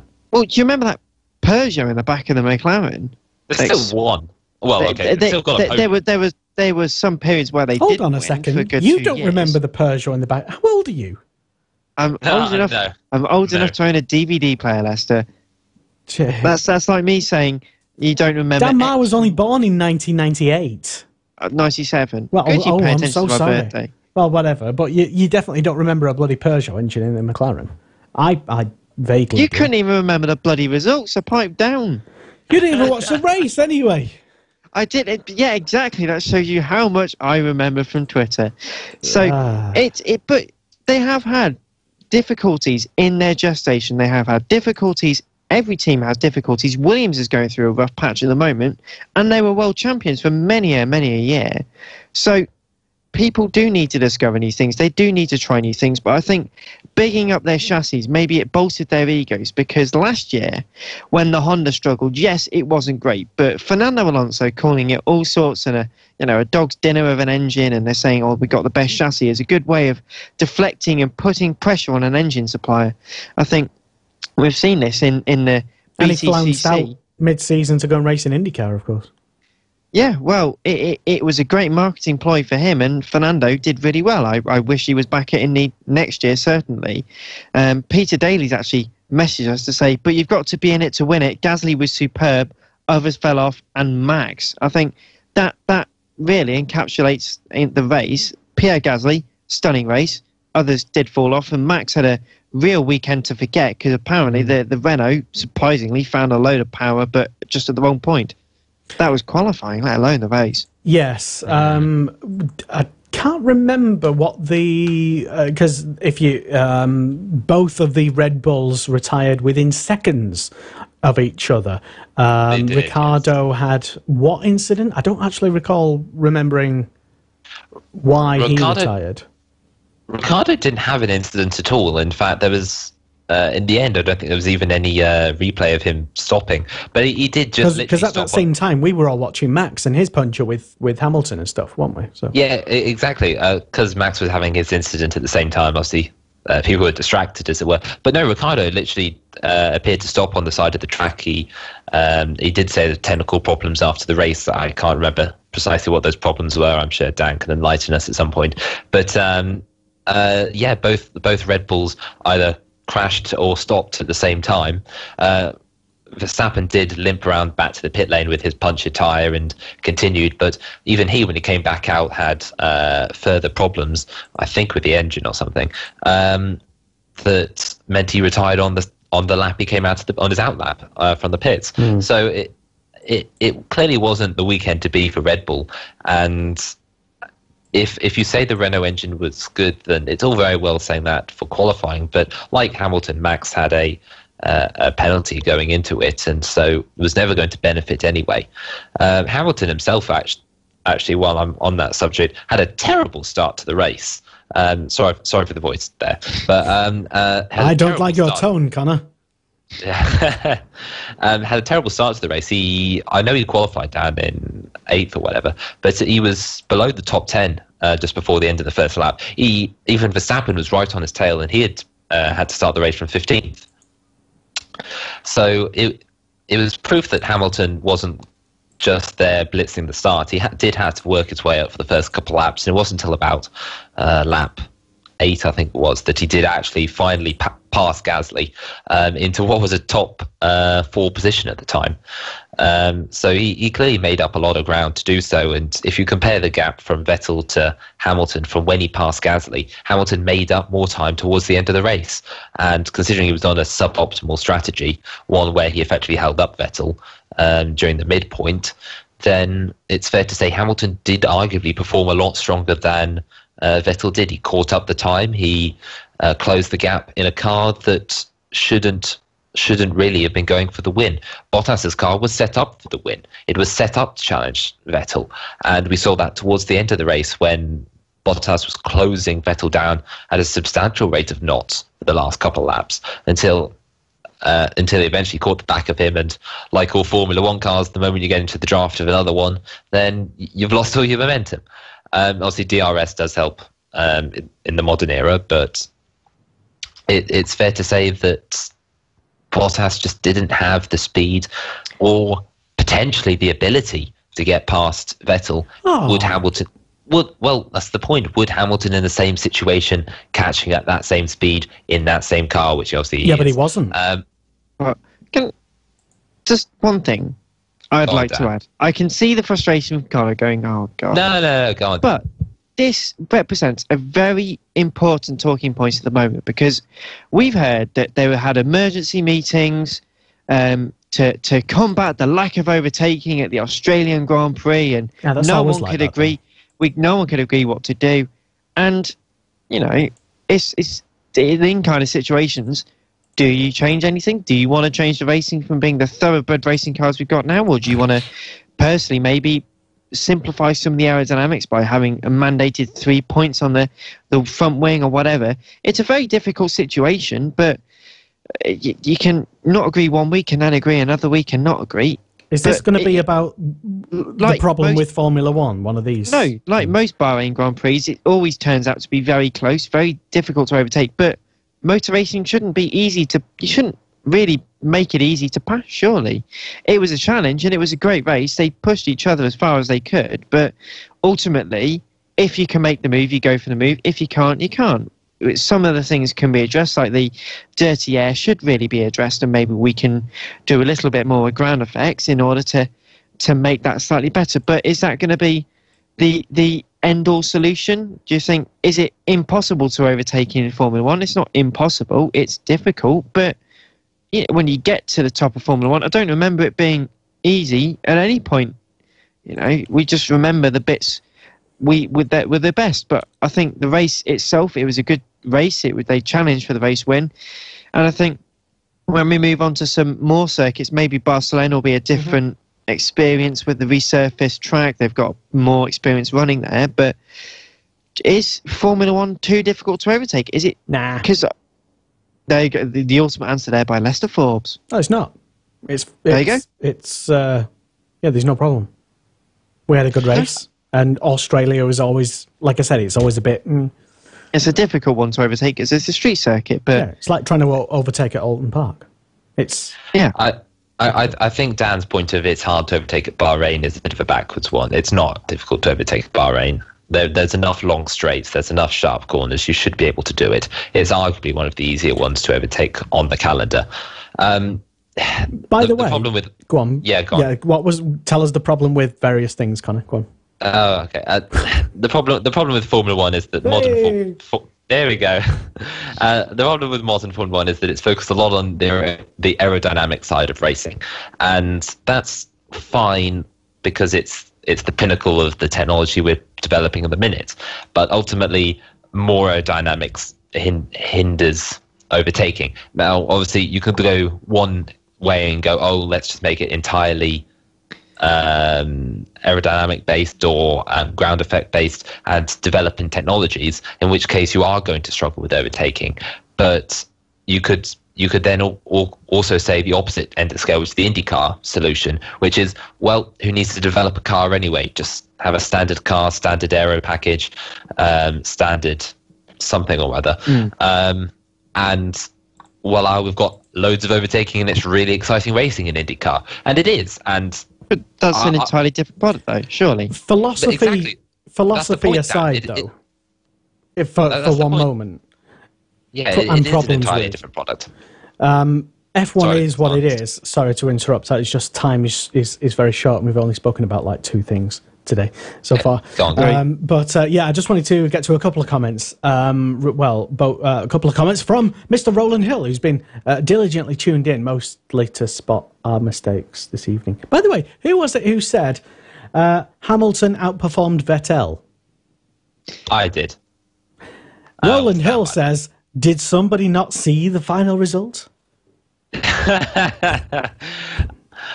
my point being the gap Hamilton had to work with after he'd overtaken all of the cars in the midfield was greater than what he ended up at the end of the race, ensuring that over the course of a race in which there was no artificial hindrance, Hamilton went quicker, let's say, than Vettel over that time period. What does artificial mean in the way you're using it?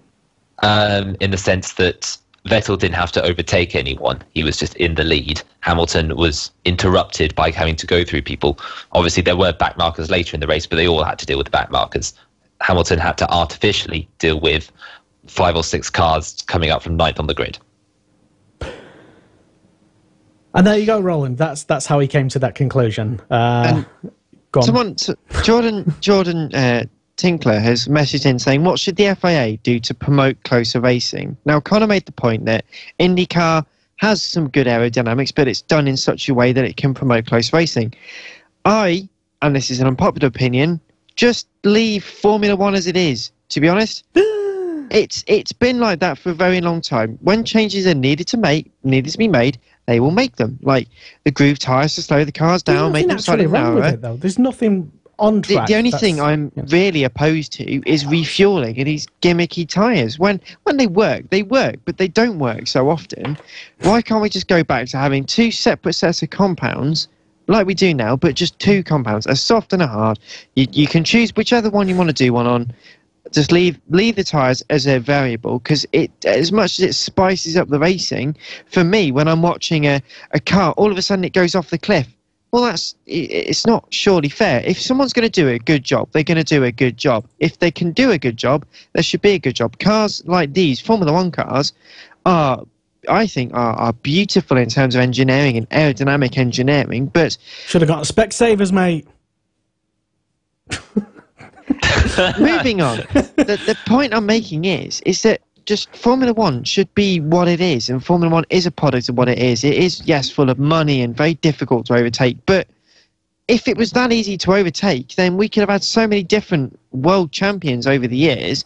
We could have a totally different trophy with totally different names on there, but it is meant to represent the best of the best going out there and doing the best job they can in the best cars. So maybe it should be a challenge. I'm not a particularly big fan of DRS. It is what it is, and it's there because it is. But should it be something we enjoy and celebrate that it's doing fantastic racing? Because I think the likes of Ross Brawn, if back in the heydays of Ferrari, we all said the cars were fantastic, but the races weren't that much more entertaining than they are now, because they just weren't, were they? Well, it is what it is, Dan. And it is what it is. And it was what it was. And Jordan comes back to say, if Hamilton was where Bottas was in the last few laps, closing in on Vettel, would he have caught up, in my opinion? Will moments like that cost Bottas his race seat in Mercedes? I'm not sure if it's been brought up. I've just tuned in. We haven't brought it up. Roland mentioned it. Imagine if Hamilton had bottled or Ricciardo had bottled an overtake like Bottas did. And it's a very tricky point, and I think Bottas has got to do more maybe to prove himself. But it's a bit of a weird analogy, but it's like the Louis van Gaal analogy when he was in his second year at Manchester United when he was the manager. Just, can he do anything right or can he do anything wrong? He just seems to be disliked unanimously wherever he does and whatever he does. I think Bottas is a good driver. Maybe Ocon might take his place next year, but is that going to be the story of the year? It's not how well Hamilton does, but how badly Bottas does. I think on that varied note encompassing everything and every subject and topic on the internet, all in one big monologue. Thank you, Dan. Connor, final thoughts before we go, because we can easily just ramble on for many hours, and then I get complained at, why do you do so many long shows? Lester, your last show was 5 hours, for example. Well, no, but I have done a 5-hour show before. Jesus Christ, Lester. Said everybody. So, yeah, final thoughts then, Colonel Jackson, on Formula One. And don't say it is what it is. It is what it is. It isn't what it isn't. A quick reply on Dan's point. Bottas should be judged for his overtaking ability, or lack of, on Vettel. He had the opportunity to take away the race win. He had the opportunity to do that himself, but he didn't. And would Hamilton have done that in a situation? Maybe. And we would have scrutinised him more if he had bottled the overtaking opportunity like Bottas did. And yes, it might cost him his seat at the end of the year, but it will all go into the book, let's say. Raikkonen survived a number of years at Ferrari without being booted despite, let's say, not beating his teammate. So maybe Bottas will survive in a similar vein, but we'll see. I'm pleased with how Formula One went at the weekend. It was an exciting race, at least towards the end. and I really look forward to the next round. And I'm putting my money on Vettel again because he's got the momentum. He has the momentum, and he has the championship lead as well. He's leading from Lewis Hamilton, and Mr. Bottas is in third at the moment. Fernando Alonso in fourth right now. You won't say that. No, obviously. Kimi Räikkönen in fifth. He knows what he's doing. Nico Hülkenberg. We didn't even know he's still, but he's still there. He's in sixth at the moment. Ricciardo seventh. Pierre Gasly, fantastic. I've loved Gasly for many years. Eighth place in the championship right now. Another great weekend for the Haas cars. Magnussen in ninth in the championship right now. Verstappen in 10th. And stay with motorsport.radio for all the latest big breaking news across all various formulae. Coming up this weekend, coming up this week, rather. What do we have, Connor, on the website? Put him on the spot. What do we have this week, Lester? Right, so whilst we have an internal memo to remember to make sure we do all our work. Loads of great articles that you can explore on motorsport.radio. But to Jordan, who said, when are you guys next on? I like this show. Well, it's every Monday. Okay. I think he was being apart sarcastic. from when it's a Tuesday, because it's a bank holiday, or we're all very tired. Yes. Live on here on Facebook and on Twitter and everywhere else on Motorsport Radio. But we have more live shows this week, don't we, Lester? Yes, because on Thursday, live at 8, I will be back with Kiko Giles to talk about why Marc Marquez was breaking many rules and getting many penalties, and why MotoGP is all the worst because he even exists. Also, the internet says, and the Pope, a.k.a. Valentino Rossi. I correctly predicted that Cal Crutchlow would win at the weekend, and he did. Yes, thank you. Although I didn't put any money on it, so does it count? Anyway, so yeah, the Superbike Show, as we like to call it, because it's all about bikes, no less, will be on this weekend, this Thursday. No, actually, special Superbike Show, because we've just heard it's on a Wednesday. So there you go. It's a Wednesday around 8 o'clock, because I think Kiko's got to work on a Thursday anyway, stuff, life, whatever. But usually we do this show on a Monday, hence why it's called Monday Motorsport. So unless, as Dan says, unless we're really tired from a cool fab weekend, it's a bank holiday. But thank you very much for tuning in. We'll be back on Thursday. And also, as well, you can stay tuned 24/7 to our live audio stream with classic, fascinating interviews and lots of features which are regularly updated, and regular voices such as Mr. Connor Jackson, Jan Marr, and myself, and Kiko, and all the other journalists as well. And also check out the fantastic array of articles on our website, breaking news and big opinion pieces like the world has never seen on our website, motorsport.radio. Thank you very much for tuning in. You've done well to stick with us. Hello and goodbye.